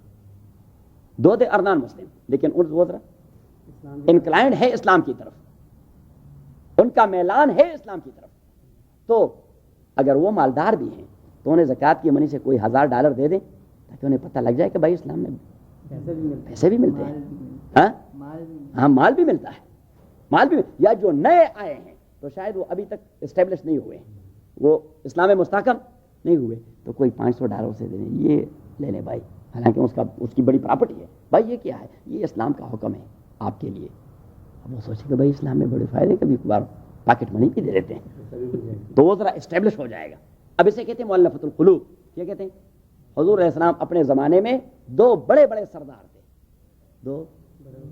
سردار تھے جو ڈر کے مارے مسلمان ہو چکے تھے، لیکن حضور علیہ الصلوۃ والسلام ان کو مطمئن کروانا چاہتے تھے، تو انہیں زکوٰۃ کی منی سے، حالانکہ بڑے سردار تھے، زکوٰۃ کی منی سے ان دونوں کو کچھ دے دیتے، حضرت ابوبکر رضی اللہ تعالیٰ بھی اپنے دور میں کچھ دے رہے تھے۔ جب حضرت عمر کا دور آ گیا اور اس کے سامنے لسٹ پیش کیا گیا کہ یہ سائن کرے تاکہ یہ زکوٰۃ دے دیں ان لوگوں کو، یہ لسٹ ہے، تو حضرت عمر رضی اللہ تعالیٰ نے ایک ایک نام کو دیکھ لیا، اس نے کہا یہ عیینہ ابن حصن اور محسن بن فزارہ، ان کی تو شام میں اتنی پراپرٹی اور خیبر میں اتنی پراپرٹی اور فلان، اس نے کہا یہ مؤلفۃ القلوب ہیں، اس نے کہا کہ 5 سال گزر کے بھی ابھی تک مؤلفۃ القلوب ہیں، اس نے کہا کہ اگر 5 سال گزرنے کے بعد بھی ابھی تک اسلام میں اسٹیبلش نہیں ہوئے، ہمیں کوئی ضرورت نہیں، واپس چلے جائیں۔ کیا ہے؟ واپس چلے۔ اور اس نے کہا کہ آج اسلام اتنا مضبوط ہے اور اسلامی ریاست کہ ہمیں مؤلفۃ القلوب کی کوئی ضرورت نہیں، یہ ہمارے خلاف کیا سازش کریں گے، سردار ہوں، خاک سردار ہیں، یہ ہمارے خلاف۔ اس نے کراس کر دیا، کیونکہ سرکمسٹانسز چینج ہو گئے، حالات چینج ہو گئے۔ اب اگر ہم سے پاکستان میں کوئی پوچھے کہ کوئی مؤلفۃ القلوب قسم کا آدمی انکلائنڈ ٹوارڈز اسلام، ہم دے دیں اسے، ہم نے کہا نہیں، یہ مسلم میجارٹی کا وطن ہے، یا آدمی ٹھیک ٹھاک یا اللہ کے لیے مسلمان ہو یا اللہ کے لیے کافر ہو، بس صحیح ہے۔ لیکن یہاں اگر ہم سے کوئی پوچھے کہ کوئی ایسا آدمی ہے، ایک گورا ہے میرے ساتھ، صحیح ہے، ٹھیک ٹھاک ویل آف قسم کا آدمی ہے، اسلام کی طرف تھوڑا انکلائنڈ ہے، اسلام کی طرف، تو پھر ہم ایکچولی اس آیت کے مفہوم کو ہٹا کر کہ بھائی یہ زکوٰۃ منی سے اسے کچھ دے دیں تاکہ وہ اٹریکٹ ہو جائے کہ بھائی آپ انکلائنڈ ہے اسلام کی طرف، ہمیں ہمارا دین کا حکم ہے کہ انہیں کچھ، تو وہ کہے گا کہ ابھی تک تو میں انکلائنڈ ہوں تو $500 مل گئے، اگر ٹھیک ٹھاک مسلمان ہو گئے تو $1000 ملیں گے۔ تو صاحب بات ذہن میں آ رہی ہے؟ لیکن وہ جب نہ ملے تو پھر وہ نہیں، پر اصل مسئلہ یہ ہے کہ ذہن جب بن جاتی ہے پھر آدمی خود انکار کر جاتا ہے، جب آدمی ایڈجسٹ اور یوز ٹو ہو جاتا ہے، بہت ساری چیزیں وہ قربان کر دیتا ہے۔ فَإِن تَنَازَعْتُمْ فِي شَيْءٍ فَرُدُّوهُ إِلَى اللَّهِ وَالرَّسُولِ إِن كُنتُمْ تُؤْمِنُونَ بِاللَّهِ وَالْيَوْمِ الْآخِرِ، اگر آپ ایمان رکھتے ہیں اللہ اور روز آخرت پر، ذَلِكَ خَيْرٌ وَأَحْسَنُ تَأْوِيلًا، یہ بہتر ہے، وَأَحْسَنُ تَأْوِيلًا، اور بہتر تعویل کے اعتبار سے، أَلَمْ تَرَ إِلَى الَّذِينَ يَزْعُمُونَ أَنَّهُمْ آمَنُوا بِمَا أُنزِلَ إِلَيْكَ وَمَا أُنزِلَ مِن قَبْلِكَ، حضور پاک کے زمانے میں، چونکہ اس کے ساتھ متعلق ہے اس لیے ذرا وقت لے کر تاکہ یہ مسئلہ نتی ہو جائے، ادروائز پھر کل صبح یہ تقریر پھر کرنی ہوگی، ہاں تو وہاں پھر پنسے رہیں گے۔ اچھا، تو حضور کے زمانے میں ایک منافق، کون منافق جو بظاہر مسلمان تھا، اور ایک یہودی کا جھگڑا پیدا ہو گیا، فی درع او فی عتیق، زمین کا جھگڑا تھا یا ایک آہنی زرے کا جھگڑا، لیکن جھگڑا تھا، کیا تھا؟ تو جھگڑا پیدا ہو جائے تو آپ نے اسی کے لیے یا اسٹیٹ لا کا سہارا لینا ہوگا کہ کورٹ میں جاتے ہیں، کہاں جاتے ہیں؟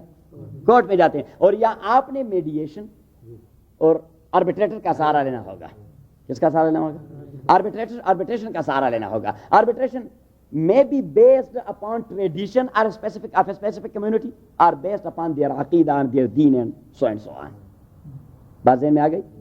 تو ان کا جو جھگڑا پیدا ہو گیا، ہمارے ہاں پٹھانوں کے ہاں 2 طریقے ہوتے ہیں، یہ اس قسم کے مسائل ہوتے ہیں، بہت کم ہی ہم عدالت میں جاتے ہیں، عدالت میں بہت کم ہی جاتے ہیں، اور اس لیے عدالت میں جو لوگ جاتے بھی ہیں تو پھر پروسیس میں سول جج یا سیشن جج سے پوچھ بھی لیتا ہے کہ آپ شریعت میں نہیں فیصلہ کرتے، تو فریقین یہ تو نہیں کہہ سکتے کہ نہیں جی نہیں کرتے، تو مسائل پھر ہمارے پاس بھجوا دیتے ہیں، آفیشلی بھجوا دیتے ہیں کہ یہ فریقین ہے اور یہ پورا ریکارڈ ہے، اور ہمارا جو کورٹ کا پیادہ ہے وہ آپ کے پاس لے آئے گا اور یہ فیصلہ ان کے لیے آپ کروا دیں۔ ہاں یہاں بھی اب کافی ہو رہا ہے بات۔ اچھا، پہلے آپ جج کے پاس جاتے تھے تو وہ فوراً شروع ہو جاتا ہے، اب جج کے پاس جائیں وہ پہلے کہتا ہے آپ جائیں پہلے آربیٹریشن کر دیں۔ اچھا تو وہ جو دونوں کا جھگڑا پیدا ہو گیا، انہوں نے کہا چلو جی کسی سے فیصلہ کروا لیتے ہیں، کسی سے فیصلہ کروا لیتے ہیں۔ اب وہ یہودی کہہ رہا تھا کہ state is there, let's go to رسول اللہ صلی اللہ علیہ وسلم، صحیح. جبکہ منافق کو پتہ تھا کہ میں نے تو خباثت کی ہے، پتے تاش کے کیلے ہیں، میرا حق توڑا ہے. حضور کے پاس جائیں گے ہاں تو وہ فیصلہ کرائیں گے اسی یہودی کے حق میں، اسی یہودی کے حق میں. تو اس نے کہا کہ آربیٹریشن کا فیصلہ نہیں کرتے. اس نے کہا کہاں جاتے ہیں؟ اس نے کہا وہ جو ہوتے ہیں آپ کے دین کے بڑے مولوی صاحب ہے کعب بن اشرف، یہودی تھے بڑے اور حضور کے پکے دشمن. حضور نے اس کو قتل کروایا صحابہ سے کہ جائیں یہ سازشی ہے، اس کو ختم کر دیں، یہ اسٹیٹ کے لیے مصیبتیں پیدا کر رہا ہے. تو کعب بن اشرف وہ بڑا بدبخت آدمی تھا تورات کا بہت بڑا مولوی صاحب، حبر تھا، اسے حبر الیہود کہتے ہیں. کیا کہتے ہیں؟ حبر الیہود. تو وہ حبر الیہود تھا مدینہ منورہ میں بہت بڑا. تو منافق نے کہہ دیا کہ اس کے پاس نہیں چلتے، اور اسے اس حبر الیہود کا مزاج معلوم تھا کہ جیب میں کچھ ڈالا جائے تو فیصلہ اس کے حق میں ہو جاتا ہے. صحیح. اس یہودی کو پتہ نہیں وہ خبیث، وہ جو ہمارے دین کا موڑی، وہ خبیث، اس کا بیڑا غرق ہو، وہ تو بس پیسے کھاتا رہتا ہے، وہ حق بات نہیں کرتا. جی یہودی غریب تھا اور منافق ذرا طاقتور آدمی تھا. تب یہودی نے شور مچایا 10-15 لوگ جمع ہو گئے. بھائی کیا ہے؟ اب منافق تو ڈسکلوز ہو رہا تھا. اس نے کہا نہیں بس کوئی بات نہیں. اس یہودی نے کہا نہیں بات ہے نا، بات یہ ہے کہ ہمارا اس کا جھگڑا ہے. تو اس نے کہا بس آپ جہاں چاہتے ہیں بس وہاں چلتے ہیں، چلو، تاکہ وہ ڈسکلوز نہ ہو. آ گئے رسول اللہ صلی اللہ علیہ وسلم کے پاس. رسول اللہ صلی اللہ علیہ وسلم کے پاس آئے اور حضور علیہ الصلوۃ والسلام نے ان کے تمام مقدموں کو سن کر فیصلہ کر دیا یہودی کے حق میں. اب غریب تھا یہودی. جب باہر نکلا منافق نے اسے گریوان سے پکڑا کہ بھی چلتے ہیں حضرت عمر کے پاس. اس نے کہا بھائی خدا کے بندے، خدا کا خوف کرو، یہ عمر بڑا ہے یا محمد بڑا ہے صلی اللہ علیہ وسلم؟ اس نے کہا میرے ساتھ قانونی موشگافیوں میں نے پڑے، چلے وہاں. اور اسے تو یہ پتا تھا کہ عمر تو میدان جہاد میں کفار پر بس پھر دوڑتے رہتے ہیں، تو میں وہی کہوں گا کہ یہ کافر ہے، اور وہ کہے کہ کافر کی کوئی زمین ممین نہیں ہوتی، مسلمانوں کی ہوتی ہے ساری، بس مجھے دے دے گا کہ آپ مسلمان ہیں. یہودی کی کوئی زمین نہیں ہوتی. اب جو ہی دونوں وہاں گئے، دروازہ کٹکھٹا رہتے ہیں، عمر رضی اللہ عنہ نکل آئے. انہوں نے کہہ دیا کہ ہمارا ایک فیصلہ ہے، یہ آپ کروا دیں. منافق نے کہہ دیا ہمارا ایک فیصلہ ہے، آپ آربیٹریشن کی بنیاد پر جی کروا دیں، فیصلہ ثالثی ہے. تو اس منافق نے وہ یہودی نے کہہ دیا کہ جی ہم حضور پاک صلی اللہ علیہ وسلم سے فیصلہ کر کے آئے ہیں، میں یہودی ہوں جی. تو منافق نے کہہ دیا ہاں جی یہ کافر ہے، یہ سازشیں کرتا رہتا ہے دین کے خلاف. اس نے کہا چھوڑے، سازشیں کرتا ہے وہ تو ہم ڈیل کرتے رہیں گے. اب مسئلہ کیا ہے؟ حضور نے فیصلہ کر دیا. اس نے کہا جی ہاں، وہ چونکہ میں صحیح طریقے سے حضور کی ذہن میں بات نہیں ڈال سکا تو وہ فیصلہ ذرا گڑبڑ ہو گیا. تو حضرت عمر رضی اللہ عنہ کو غصہ آیا، اچھا پیغمبر کا فیصلہ گڑبڑ ہوتا ہے؟ تو اس نے کہا مکانکم، بس میں ذرا ابھی آتا ہوں. تو جا کے اس نے تلوار اٹھائی اور آ کے منافق کا سر دڑ سے جدا کر دیا کہ من لم یرض بقضاء رسول اللہ، مسلمان ہونے کے ناطے پیغمبر کے فیصلے کو گڑبڑ کہتے ہیں. تو جو پیغمبر کے فیصلے کو اس انداز سے چیلنج کرے اس کو زندہ رہنے کا کوئی حق نہیں ہے. اب ان کے خاندان والوں نے حضور علیہ السلام کے پاس قتل کا مقدمہ داخل کروایا حضرت عمر کے خلاف رضی اللہ تعالیٰ کہ جی ہمارے چچا جان جو تھے وہ اس حوالے سے نہیں کہ آپ کے فیصلے پر کچھ اعتراض تھا، لیکن وہ ذرا اپنے آپ کو مزید مطمئن کروانا چاہتے تھے مزید. تو حضور علیہ السلام نے فرمایا کہ حضرت عمر نے مطمئن کروا دیا اسے، تو مطمئن ہو گیا، بالکل سیٹسفائیڈ پڑا ہے. صحیح ہے. اور حضور علیہ السلام نے وہ کیس کو خارج کر دیا کہ دیر از no any murder case against حضرت عمر. اور وہی موقع تھا کہ حضور نے اس کو فاروق کا خطاب دے دیا کہ you are the one who decide the right and wrong. اور بالکل تلوار کو سونپ کر پھر آپ فیصلہ کر جاتے ہیں کہ یہ right and that is wrong. تو اللہ کریم فرماتے ہیں کہ ایمان بھی لا چکے ہیں بدبختو، اور پھر بھی اپنے فیصلے شیطانوں کے پاس لے جاتے ہو کہ کعب بن اشرف کے پاس جاتے ہیں. تو یہ نیچے دیکھیں اللہ تعالیٰ کو اس وقت بھی عمر ہی بھیج دیں، بس انتظار کر رہا ہوں. الم تر الی الذین یزعمون، آپ نہیں دیکھتے ان لوگوں کو یزعمون جن کا گمان یہی ہے. کیا ہے؟ اب دیکھیے اس کلمے کو اللہ تعالیٰ ایمان نہیں کہتا، گمان کہتا ہے. کیا کہتا ہے؟ گمان کہتا ہے کہ مالی مفاد کا مسئلہ آ جائے تو پھر وہ دین کے قریب نہیں آتے کہ نہیں پھر مسئلے جیب میں، پیسے میرے جیب میں نہیں آتے، یہ اور کو ملیں گے. تو اس کلمے کو حالانکہ اس منافق نے کلمہ تو کہہ دیا تھا لیکن اللہ نے اسے ایمان نہیں کہا. کیا کہا؟ گمان کہا. یزعمون انہم آمنون، ان کا گمان یہ ہے کہ ہم مسلمان ہیں. الم تر الی الذین، آیا آپ نہیں دیکھتے ان لوگوں کو. جیسے اللہ تو اللہ ہے، جب ایک لفظ استعمال کرتے ہیں اس کے اندر بڑا فلسفہ ہوتا ہے. یزعمون، جو گمان کرتے ہیں، انہم آمنو، کہ وہ ایمان لا چکے ہیں، بما انزل الیک، اس قرآن اور اس دین پر جو نازل کیا گیا ہے آپ کو، وما انزل من قبلک، اور اس پر جو نازل کیا گیا ہے آپ سے پہلے. وہ کہہ رہا تھا وہ منافق اس یہودی سے کہ ہم جی قرآن پر بھی ایمان رکھتے ہیں، تورات پر بھی. چلو کعب بن اشرف کے پاس جائیں، قرآن پر فیصلہ ہو یا تورات پر. قانون میں ایک چیز ہے، قانون میں ایک چیز ہے، اسے کہتے ہیں لوپول. لوپول لوپول کہتے ہیں. اب لوپول کا معنی یہ ہوتا ہے کہ آپ قانونی ٹیکنیکلٹی کو استعمال کر کے اپنے لیے کوئی راستہ نکالنا چاہتے ہیں، جبکہ دین کے حوالے سے اور اللہ کے حکم کے اتباع کے حوالے سے اللہ کے لوپول کا مسئلہ یہ ایمان کے خلاف ہے کہ آپ اپنے لیے نکلنے کا کوئی راستہ ڈھونڈ رہے ہیں. دیر از نو اینی لوپول ان اسلام کہ یہ لوپول کا جو مسئلہ ہے، یہ لوپول کا مسئلہ ختم کر دے. وہ منافق لوپول کا مسئلہ اپلائی کر رہا تھا کہ کوئی راستہ مل جائے. تو وہ یہودی سے کہہ رہا تھا کہ قرآن بھی اللہ کی کتاب ہے، رسول پاک کے پاس جا کر قرآن کا فیصلہ، لیکن تورات پر بھی ہم ایمان رکھتے ہیں، تورات پر بھی ہم ایمان رکھتے ہیں. تو چلو وہ تورات کے اساس پر ہمارا میڈیشن کرے گا.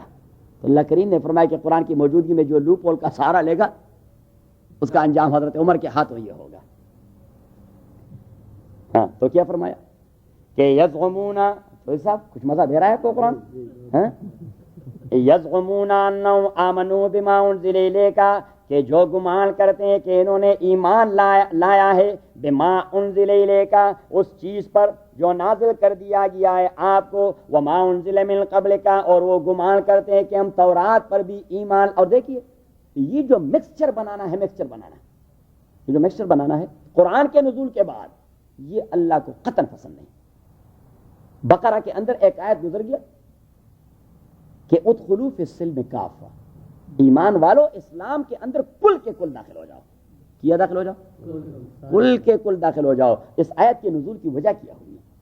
ایک یہودی جو تورات کے بہت بڑے عالم ہیں اور بہت بڑی صحابی بھی ہیں، حضرت عبداللہ ابن سلام رضی اللہ تعالیٰ عنہ. کون؟ عبداللہ ابن سلام. تورات کے بہت بڑے عالم تھے، مسلمان ہو گئے، قرآن کے بہت بڑے عالم بن گئے عبداللہ ابن سلام. لیکن جب اسلام میں داخل ہو گئے تو اسلام میں ہفتے کا سب سے مبارک دن جمعہ، فرائیڈے، لیکن یہودیت میں مبارک دن سیٹرڈے، یوم السبت. وہ تو یہودیت سے ہو کے آیا تھا. تو اس نے کہا کہ جی اسلام کے حوالے سے جمعہ مبارک اور یہودیت کے حوالے سے ہفتہ مبارک. تو ہم دونوں دنوں کو تعظیم دینا چاہتے ہیں. ان کا کرسمس اور ہالوین بھی منائیں گے اور اپنے عید بھی منائیں گے، ان کے یوم السبت. تو اللہ کریم نے فرمایا کہ نہیں، یہ مکسچر نہیں چلے گا. Later on it will take the status of the دین اسلام، کہ دونوں ہی دن اسلام کے حوالے سے محترم ہے. اور اس کا لیٹر آن نتیجہ یہی ہوگا کہ دین کا حصہ بن جائے گا کہ سیٹرڈے بھی دین ہی کا محترم ہے. اور شریعت اسلامیہ، اللہ تعالیٰ اپنے دین میں کوئی مکسچر نہیں چاہتا کہ بھائی سراسر موم ہو یا سنگ ہو جا، دورنگی چھوڑ دو یک رنگ ہو جا، دورنگی چھوڑ دو یک رنگ ہو جا. ہاں یریدون ان یتحاکموا الی الطاغوت، وہ ارادہ کرتے ہیں ان یتحاکموا، کہ اپنا فیصلہ لے چلے حکم کے لیے، الی الطاغوت، شیطانی نظام کے ساتھ. اب اس تورات کا ان بدبختوں نے حشر کیا ہے، اور پھر وہ جو بدبخت وہاں بیٹھا ہے کعب بن اشرف، وہ تو شیطان کا نمائندہ ہے. اللہ کریم نے اس کو کیا کہہ دیا؟ طاغوت. کہ اللہ کے نظام کے علاوہ خواہشات کے اساس پہ فیصلہ کرنے والا کیا ہوتا ہے؟ طاغوت ہوتا ہے. طاغوت کے میں نے 3 ترجمے بتا دیے تھے، یاد ہے آیت الکرسی کے اندر، فَمَن يَكْفُرْ بِالطَّاغُوتِ وَيُؤْمِنْ بِاللَّهِ. میں نے کہا طاغوت قرآن کے اندر کبھی اس کا اطلاق ہوتا ہے شیطان پر، کبھی اس کا اطلاق ہوتا ہے بت پر، آئیڈل پر، اور کبھی اس کا اطلاق ہوتا ہے نظام شیطانی پر. یہاں پہ اس کا اطلاق ہوا ہے کس پر؟ نظام شیطانی پر. یریدون ان یتحاکموا الی الطاغوت وقد امروا ان یکفروا بہ، حالانکہ انہیں حکم دیا گیا ہے ان یکفروا بہ، کہ وہ انکار کر دے نظام طاغوتی سے. ویرید الشیطان، اور ارادہ کرتا ہے شیطان، ان یضلہم، کہ گمراہ بنا دے انہیں، ضلالا بعیدا، پکا گمراہ، کہ گمراہی میں بڑے دور چلے جائیں. تاکہ وہ کہ اگر اس قسم کا مکسچر بنائیں گے تو وہ گمراہی میں اتنے دور چلے جائیں گے کہ پھر واپس نہ آ سکیں گے. پھر مفتی کے فتوے کے متعلق کہیں گے کہ جی یہ مفتی صاحب یہاں کے ماحول کو نہیں جانتا، ہمارے مسائل کیا کچھ ہیں. صحیح ہے، کیونکہ وہ گمراہی میں بہت آگے چلے جاتے ہیں مکسچر کی وجہ سے. وَإِذَا قِيلَ لَهُمْ تَعَالَوْا، اور جب انہیں کہہ دیا جاتا ہے تعالوا، آئیے، إِلَىٰ مَا أَنزَلَ اللَّهُ، اس کتاب کی جانب جو نازل کر دیا ہے اللہ تعالیٰ نے، وَإِلَى الرَّسُولِ اور آ جائیے رسول پاک کی جانب، رَأَيْتَ الْمُنَافِقِينَ تو آپ دیکھتے رہیں گے منافقین کو، يَصُدُّونَ عَنْكَ کہ وہ منہ موڑتے رہیں گے آپ سے، صدوداً بہت مبالغتاً منہ موڑنا کہ کہیں ہم اس کے ہمارے اوپر اس کی نظر نہ پڑے، وہ کبھی اس جانب آئیں گے نہیں کہ فیصلہ ہو قرآن و سنت کے اساس پر۔ رَأَيْتَ الْمُنَافِقِينَ يَصُدُّونَ عَنْكَ وہ منہ موڑ جائیں گے، نکل جائیں گے، کیا کریں گے؟ نکل جائیں گے کہ فیصلہ کہیں گلے نہ پڑ جائے، کہ فیصلہ کہیں گلے نہ پڑ جائے۔ فَكَيْفَ إِذَا أَصَابَتْهُم مُّصِيبَةٌ پس کیا کیفیت ہوگی ان کی جب پہنچ جائے انہیں مصیبت، بِمَا قَدَّمَتْ أَيْدِيهِمْ اس وجہ سے جو عمل انہوں نے کر دیا ہے، کیا مصیبت پہنچ گئی ان کے مورث کو، حضرت عمر نے دولخت کر دیا۔ تو یہ منافقین اب آ رہے ہیں اور آپ سے کہہ رہے ہیں کہ وہ تو جی صلح جوئی کے لیے کہ حضرت عمر کوئی ہمارے ہاں وہ 50-50 پر کوئی فیصلہ کروا دے۔ ہاں فَكَيْفَ إِذَا أَصَابَتْهُم مُّصِيبَةٌ فَكَيْفَ إِذَا أَصَابَتْهُم مُّصِيبَةٌ پھر کیا کیفیت تھی ان کی جب پہنچ گئی انہیں مصیبت، مصیبت مین کہ آدمی قتل ہو گیا، کیا کیفیت تھی اور مصیبت کیوں پہنچی؟ بما قدمت ایدیم اپنے کرتوتوں کی وجہ سے، ثم جاؤک اور پھر آ گئے اس کے وارث صاحب کے پاس، یحلفون اور قسمیں اٹھاتے رہے، باللہ اللہ تعالیٰ پر، ان اردنا کہ ہم نے یا ہمارے بڑے نے، ہم نے یا ہمارے جو بزرگ تھے جو جہنم پہنچ گئے، ان اردنا ہم نے ارادہ نہیں کیا تھا، الا احسانا مگر مصلحت کا، و توفیقا اور توفیق بین الخصمین کا کہ اتفاق سے کوئی فیصلہ ہو جائے، آدھا تیتر آدھا بٹیر ہو جائے، الا احسانا و توفیقا۔ اب اللہ کریم فرماتے ہیں، رد کر دیتے ہیں ان کے اس دعوے کو، رد کرتے ہیں اس کے کہ آن دی کاسٹ آف دین دیئر از نو اینی مسلحہ، آن دی کاسٹ آف دین، چودھری صاحب یہ آپ سے کہتے ہیں کہ آن دی کاسٹ آف دین there will be no any maslaha to remove the separation, and there must be some kind of mixed gathering, and there will be some spiritual nights, okay, all these things کہ یہ مصلحت والی بات ہے وہاں کے ماحول۔ اللہ کریم نے فرمایا کہ اولئک الذین یہ وہ لوگ ہیں، یہی وہی لوگ ہیں، یعلم اللہ کہ جانتا ہے اللہ تعالیٰ، ماں اس چیز کو، فی قلوبہم جو ان کے قلب و دماغ میں ہے، ان کے قلب و دماغ کو اللہ جانتا ہے، ان کی ظاہر باتوں پہ نہ جائے۔ فَعَارِضْ عَنْهُمْ آپ ان سے منہ موڑے، جب اس موضوع پر وہ بات شروع کر دیں تو پیغمبر سے اللہ تعالیٰ نے کہہ دیا کہ بس یہ سنے نہیں اس بات کو، یہ کوئی سننے والی بات ہے۔ فَعَارِضْ عَنْهُمْ آپ اعراض کریں ان سے، ہاں، وَعِظْهُمْ اور انہیں سنسیئر مشورہ دے دیں کہ دیکھیے بھائی اس موضوع پہ کوئی بات نہیں ہوگی، that will be a compromise on the cost of deen, there is no any room for such kind of compromises۔ وَعِظْهُمْ آپ انہیں نصیحت کر دیں، وَقُلْ لَهُمْ اور انہیں کہہ دیں، فی انفسہم ان کے اپنے آپ کے بارے میں، قولا بلیغا واضح اور بلاغت والی بات کہ بھائی آپ جو کچھ کر رہے ہیں دیٹ از اگینسٹ اسلام، آپ جو کچھ چاہ رہے ہیں that is against holy Quran and سنہ، I will never do that. ہمیں جانا اتنا مضبوط ہے ہاں۔ وَمَا أَرْسَلْنَا مِن رَّسُولٍ اور ہم نے نہیں بھجوایا تھا کوئی بھی پیغمبر، الا مگر اس لیے، لیطاع کہ اس کی اطاعت کی جائے۔ اور کیوں اس کی اطاعت کی جائے بھائی؟ پیغمبر کی کیوں اطاعت کی جائے؟ وہ تو ہمارے عزیز ہیں، ہمارے چچا زاد ہیں۔ اللہ کریم نے فرمایا کہ بھائی اس کو اسٹیٹس مل گیا بِإِذْنِ اللہ، اس کے پیچھے اللہ کا حکم کار فرما ہے، اس کی اطاعت یہ اللہ کی اطاعت ہے۔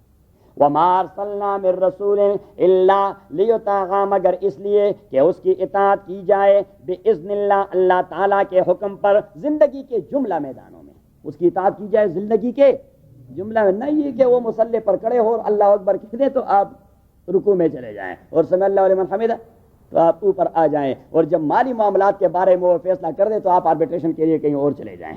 It is not deen۔ In every aspect and walk of your life you must obey and follow Muhammad صلی اللہ علیہ وسلم۔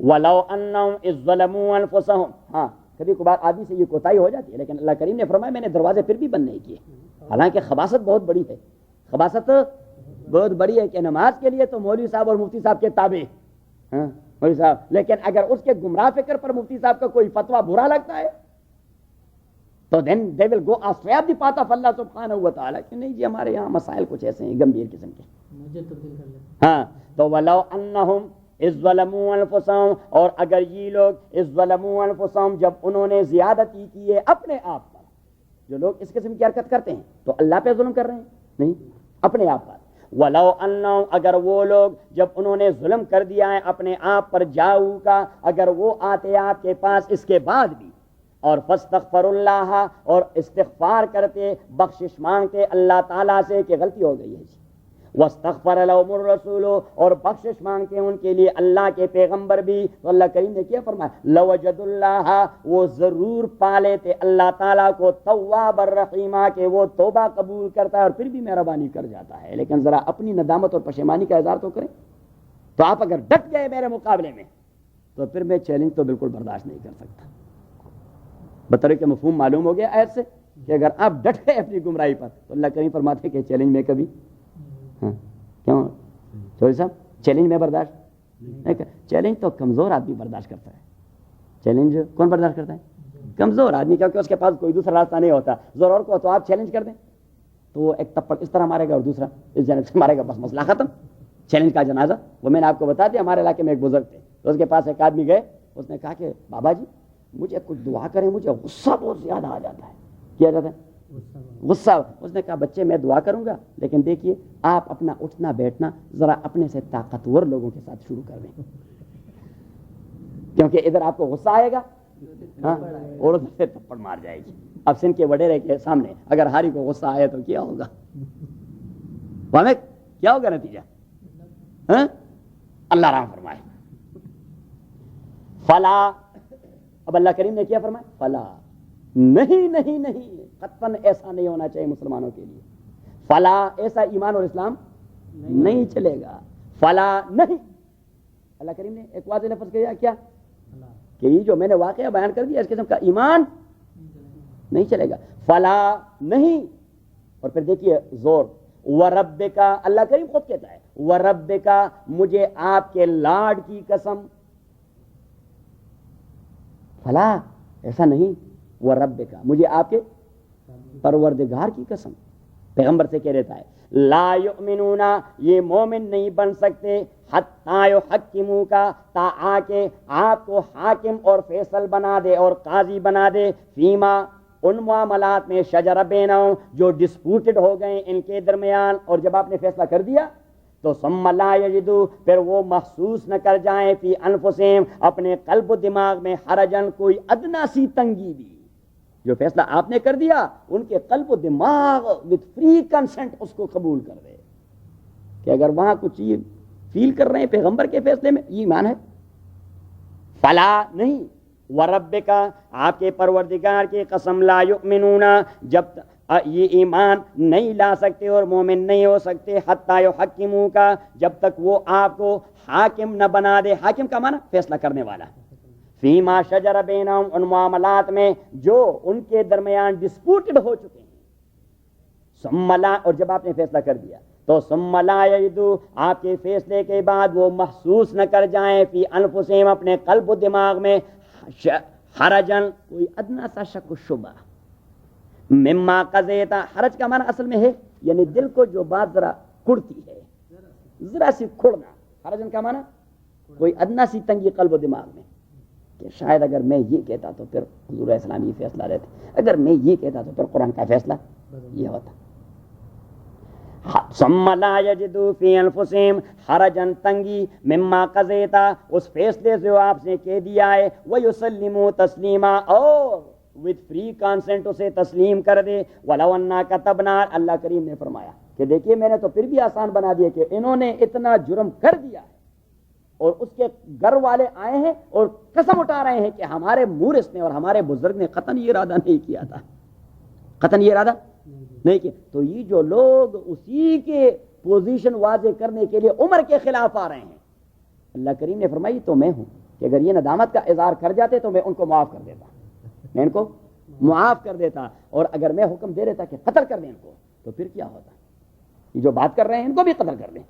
وَلَوْ أَنَّا كَتَبْنَا عَلَيْهِمْ, اگر ہم لازم کر دیتے ان کے اوپر أَنِ اقْتُلُوا أَنفُسَكُمْ, کہ قتل کر دو ایک دوسرے کو, أَوِ اخْرُجُوا مِنْ دِيَارِكُمْ, أَوِ اخْرُجُوا یا نکل جاؤ مِنْ دِيَارِكُمْ, چھوڑو اس مدینہ کو, چھوڑو. جب آپ اس کی باتیں کر رہے ہیں, حضور کی اسٹیٹ میں کیوں رہ رہے ہیں, اسلامک ریاست میں کیوں رہ رہے ہیں, او اخرجوا من دیارکم، یا نکل جاؤ اپنے گھروں سے، ما فعلوا الا قلیل منہم، تو یہ کام نہ کر جاتے مگر 2-3 لوگ جو ایمان والے ہوتے ہیں، 2-3 لوگ جو ایمان والے ہوتے. ولو انہم فعلوا، اور اگر وہ کر جاتے ما وہ بات یوعظون جس کی سنسیئر ایڈوائس انہیں دے دی گئی ہے جو توبہ ہے، لکان خیر اللہ، تو وہ بہتر ہوتا ان کے لیے، واشد تثبیتا، اور وہ واشد مضبوط کرانے والا ہوتا ان کے لیے، تثبیتا استقامت کے حوالے سے. ان کو دین میں استقامت مل جاتی ہے، ان کو دین میں استقامت مل. جب مادی ناپسندیدہ قسم کا فیصلہ مادی اعتبار سے دین کے اساس پر آپ قبول کر دیں، اللہ تعالیٰ استقامت دے دیتا ہے کہ یہ آدمی یہ ہے جو اگر اسے $1,000,000 کا نقصان بھی قرآنی فیصلے کے اساس پر ہو گیا، اس کے ماتھے پر کوئی شکن نہیں آئے کہ بھائی دین کا فیصلہ ہے. تو اللہ کریم ایسے آدمی کو استقامت دے دیتا ہے.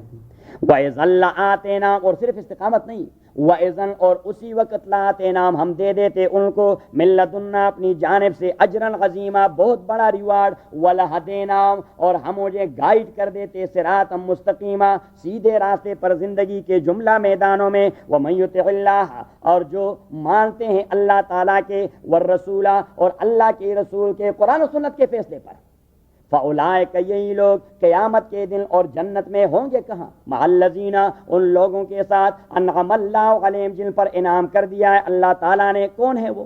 من النبیین، انبیاء کے ساتھ ہوں گے، والصدیقین، پیپل آف دا ٹروتھ کے ساتھ ہوں گے، والشہداء، مارٹر فی سبیل اللہ کے ساتھ ہوں گے، والصالحین، اولیاء اور صالحین کے ساتھ ہوں گے، وحسن اولئک رفیقا، اور بہت بہتر ہیں یہی لوگ ساتھی ہونے کے ناطے. کہ ان 4 گروپوں کا بس اللہ کے منظور نظر بھی یہی 4 گروپ ہیں، اس سے علاوہ کوئی 5واں گروپ ایسا نہیں جو اللہ کو محبوب ہے.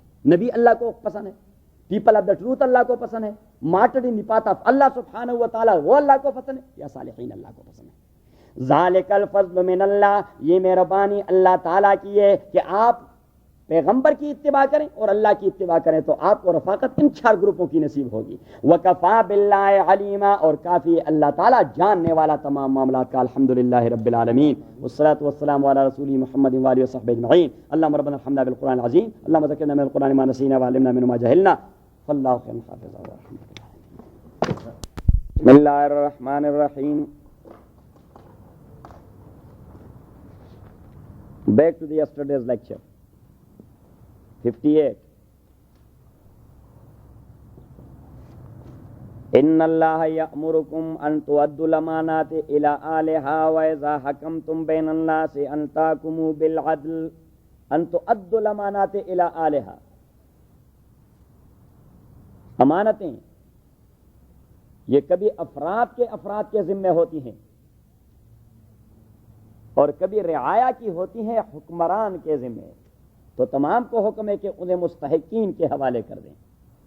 ایفاء الحقوق، اس کا معنی ہے ایفاء الحقوق یا ادائیگی یہ حقوق. وَإِذَا حَكَمْتُمْ بَيْنَ النَّاسِ أَن تَحْكُمُوا بِالْعَدْلِ، اور جب آپ فیصلہ کریں انسانوں کے درمیان تو فیصلہ کریں عدل کے اساس پر. اب ان تؤدوا الامانات الی اہلها، اسے ہم کہیں گے سوشل جسٹس. کیا کہتے ہیں؟ Social justice. اور اذا حکمتم بین الناس ان تحکموا بالعدل، that is justice based upon judicial process. 2 قسم کے عدل کا ہونا ضروری ہے، سوسائٹی ڈیولپ ہوگی. آپ یاد رکھیں، سوشل جسٹس، اور دوسرا justice based upon judicial process. یہ ایک بات. یا ایھا الذین آمنوا اطیعوا اللہ واطیعوا الرسول، رائٹ اوے اس کے بعد یہ حکم دینا بھی اس بات کی غماز ہے اور اشارہ کرتا ہے کہ your rulers and kings and خلفاء مسٹ بی اوبیڈینٹ ٹو اللہ اینڈ ٹو ہز پرافٹ صلی اللہ علیہ وسلم. نہیں، یعنی وہ اللہ اور رسول کے اوبیڈینٹ ہونے چاہیے. حکمران اللہ اور رسول کے اوبیڈینٹ ہونے چاہیے. وَأُولِي الْأَمْرِ مِنْكُمْ، یہ کلمہ عموم پہ دلالت کرتا ہے. اولِي الْأَمْرِ مِنْكُمْ عموم پہ دلالت کرتا ہے. جس بھی فیلڈ میں جو بھی آپ کا باس ہے اسی کا حکم ماننا یہ قرآن کا تقاضا ہے. اپنے وائلیٹ نہیں کرنا. ایون دو اگر ایک غیر مسلم آپ کا باس ہے کسی اسپیسیفک فیلڈ میں, you must obey his order. یہ ایک مسئلہ اور نکل آیا. اگر دین کے خلاف نہیں. ہاں, دین کے خلاف. لا طاعۃ للمخلوق فی معصیۃ الخالق. فَإِن تَنَازَعْتُمْ فِي شَيْءٍ فَرُدُّوهُ إِلَى اللَّهِ وَالرَّسُولِ. اسے کہتے ہیں اجتہاد. کیا کہتے ہیں؟ اجتہاد. تو آپ لکھتے ہیں حضرت شاہ صاحب رحمۃ اللہ علیہ نے فرمایا کہ انسان یہ حیوان ہی کے جنس سے ایک نوع ہے. Because we are animal. انسان حیوان ہی ہے, but only he is social, nothing else then that. عقل کے اساس پہ وہ سوشل ہو گیا ہے, ادروائز ہی از اینیمل. انسان حیوان ہی ہے. اس کے حیوان سے دو امتیازات ہیں. ایک شکلی امتیاز, شکلی مین کہ اس کے باڈیلی اسٹرکچر حیوانوں میں کسی کو بھی نہیں ملی, شکلی امتیاز. اور دوسرے وہ کہتے ہیں معنوی امتیاز, کہ یہ کچھ کوالٹیز رکھتے ہیں جو کوالٹیز ان کو نہیں ملے, اور وہ کوالٹی بیس کرتی ہے عقل پر, انٹیلیکٹ پر. کس چیز پر؟ تو آپ معنوی کو عقلی امتیاز بھی کہہ سکتے ہیں. کیا کہہ سکتے ہیں؟ عقلی امتیاز, کہ باقی حیوانوں میں عقل نہیں ہے, انسان کو اللہ نے عقل سے نوازا. اب عقلی امتیاز کے تین تقاضے ہیں, کہ بنیادی تقاضے تو اس کے سارے وہی ہیں جو حیوانوں کے ہیں. حیوان کھاتا ہے, یہ بھی کھاتا ہے. حیوان پیتا ہے, یہ بھی پیتا ہے. حیوان اپنے آپ سے ضرر کو ممکنہ طریقے سے دفع کرتا ہے, یہ بھی دفع کرتا ہے. صحیح ہے. حیوان اپنے کو تحفظ دینے کے لیے شیلٹر کے پیچھے یعنی شیلٹر ڈھونڈتا ہے, انسان بھی شیلٹر ڈھونڈتا ہے. لیکن یہ حیوانی تقاضے پورے کرنے کے لیے اس کی تین خصوصیات ہیں. ایک,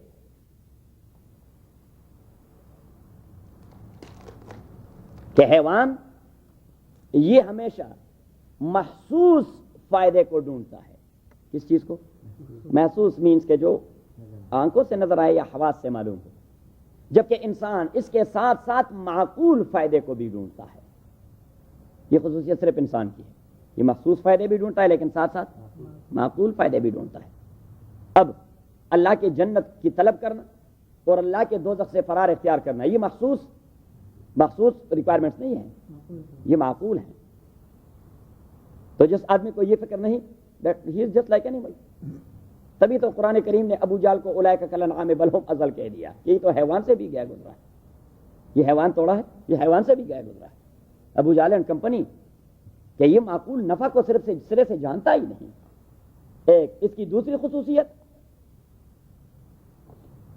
حب الجمال والنفاسہ, کہ یہ تمام میٹیریل ریکوائرمنٹس حاصل کرنا چاہتا ہے لیکن نفاست کے ساتھ. اسے استعمال بھی کرتا ہے لیکن نفاست کے ساتھ. کھانا تو حیوان بھی کھاتا ہے لیکن کیسا؟ زمین پہ پڑا ہوا ہے, کھا رہا ہے. کہ دوسرے حیوان نے اس کے اوپر پیشاب کر دیا ہے, وہ کھا رہا ہے. لیکن انسان اپنے کھانے میں نفاست پیدا کر دیتا ہے. کیا پیدا کرتے ہیں؟ یعنی ایون اگر سالڈ بھی کھا لیتا ہے جو گھاس ہی ہے, حیوانوں کی خوراک ہے, تو اس پر وہ چیز لگا دیتا ہے, وہ پیسٹ, رینچ, وہ رینچ اس پہ لگا دیتا ہے. کوئی ٹومیٹو کیچپ اس پہ لگا دیتا ہے. صحیح. تو اسے کہتے ہیں جمال و نفاست. کیا کہتے ہیں؟ جمال و نفاست. یہ پیتا ہے, حیوان بھی پیتا رہتا ہے. ندی بہ رہی ہے, پانی صاف ہے یا پلوٹڈ ہے, وہ پی جاتا ہے. لیکن انسان یہ اپنے بساط کے مطابق اس میں نفاست ڈھونڈتا ہے کہ نلکے کا پانی تب پینا ہے جب اس کے لیے ہم فلٹر لگا دیں, یا کوکا کولا پی لیتا ہے, سافٹ ڈرنک پی لیتا ہے. صحیح. شیلٹر یہ حیوان بھی ڈھونڈتا ہے اپنے لیے. بلوں میں رہتے ہیں, غاروں میں رہتے ہیں, جہاں بھی یعنی اپنے گھونسلے میں رہتا ہے مزاج کے مطابق جو شیلٹر انہیں ملے. اور حیوان بھی, انسان بھی یہ شیلٹر ڈھونڈتا ہے لیکن چاہتا ہے کہ 7 بیڈ رومز, 7 بیڈ روم اور کچن, وہ کنگ سائز کچن ہو, اور باتھ روم اس میں ماربل لگے ہوئے ہیں اور لائٹیں فانوس لگے ہوئے ہیں. اسے کہتے ہیں حب الجمال والنفاسہ. یہ فطرت کس کی ہے؟ انسان کی. اور تیسری خصوصیت اسی انسان کی الایجاد والتقلید. الایجاد والتقلید کہ ان کے عقل یہ متفاوت ہیں، انسانی عقل کے اپروچ میں تفاوت ہے. تو جو ان میں عقل مند ہے وہ کسی اسپیسیفک فیلڈ میں ایجاد اور انوینشن کر جاتا ہے، کسی خاص فیلڈ میں ایجاد کر جاتا ہے، اور جو اس اپروچ کے حامل نہیں لیکن اس ایجاد کو نافع سمجھتے ہیں تو وہ ایجاد کرنے والوں کی تقلید شروع کر جاتے ہیں. صحیح. اب شاہ صاحب رحمۃ اللہ علیہ فرماتے ہیں کہ تیسرا پوائنٹ لے لیں، تیسرا پوائنٹ کہ جس طرح مادیات میں عقل یہ متفاوت ہے تو روحانیات اور دینیات میں بھی عقل متفاوت ہے.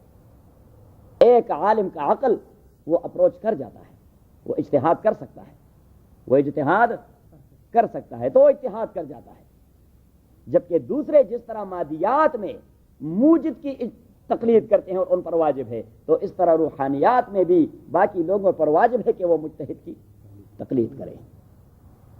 بات ذہن میں آ گئی؟ بات ذہن میں آ گئی؟ یہ بالکل معقول بات ہے. یہ کیا ہے؟ بالکل لاجک ہے، معقول بات. پھر مجتہد کیا سوچتا ہے؟ اس میں شریعت اسلامیہ کی ایک اساس اور بنیاد وہ ہے جلب المصالح و درء المفاسد.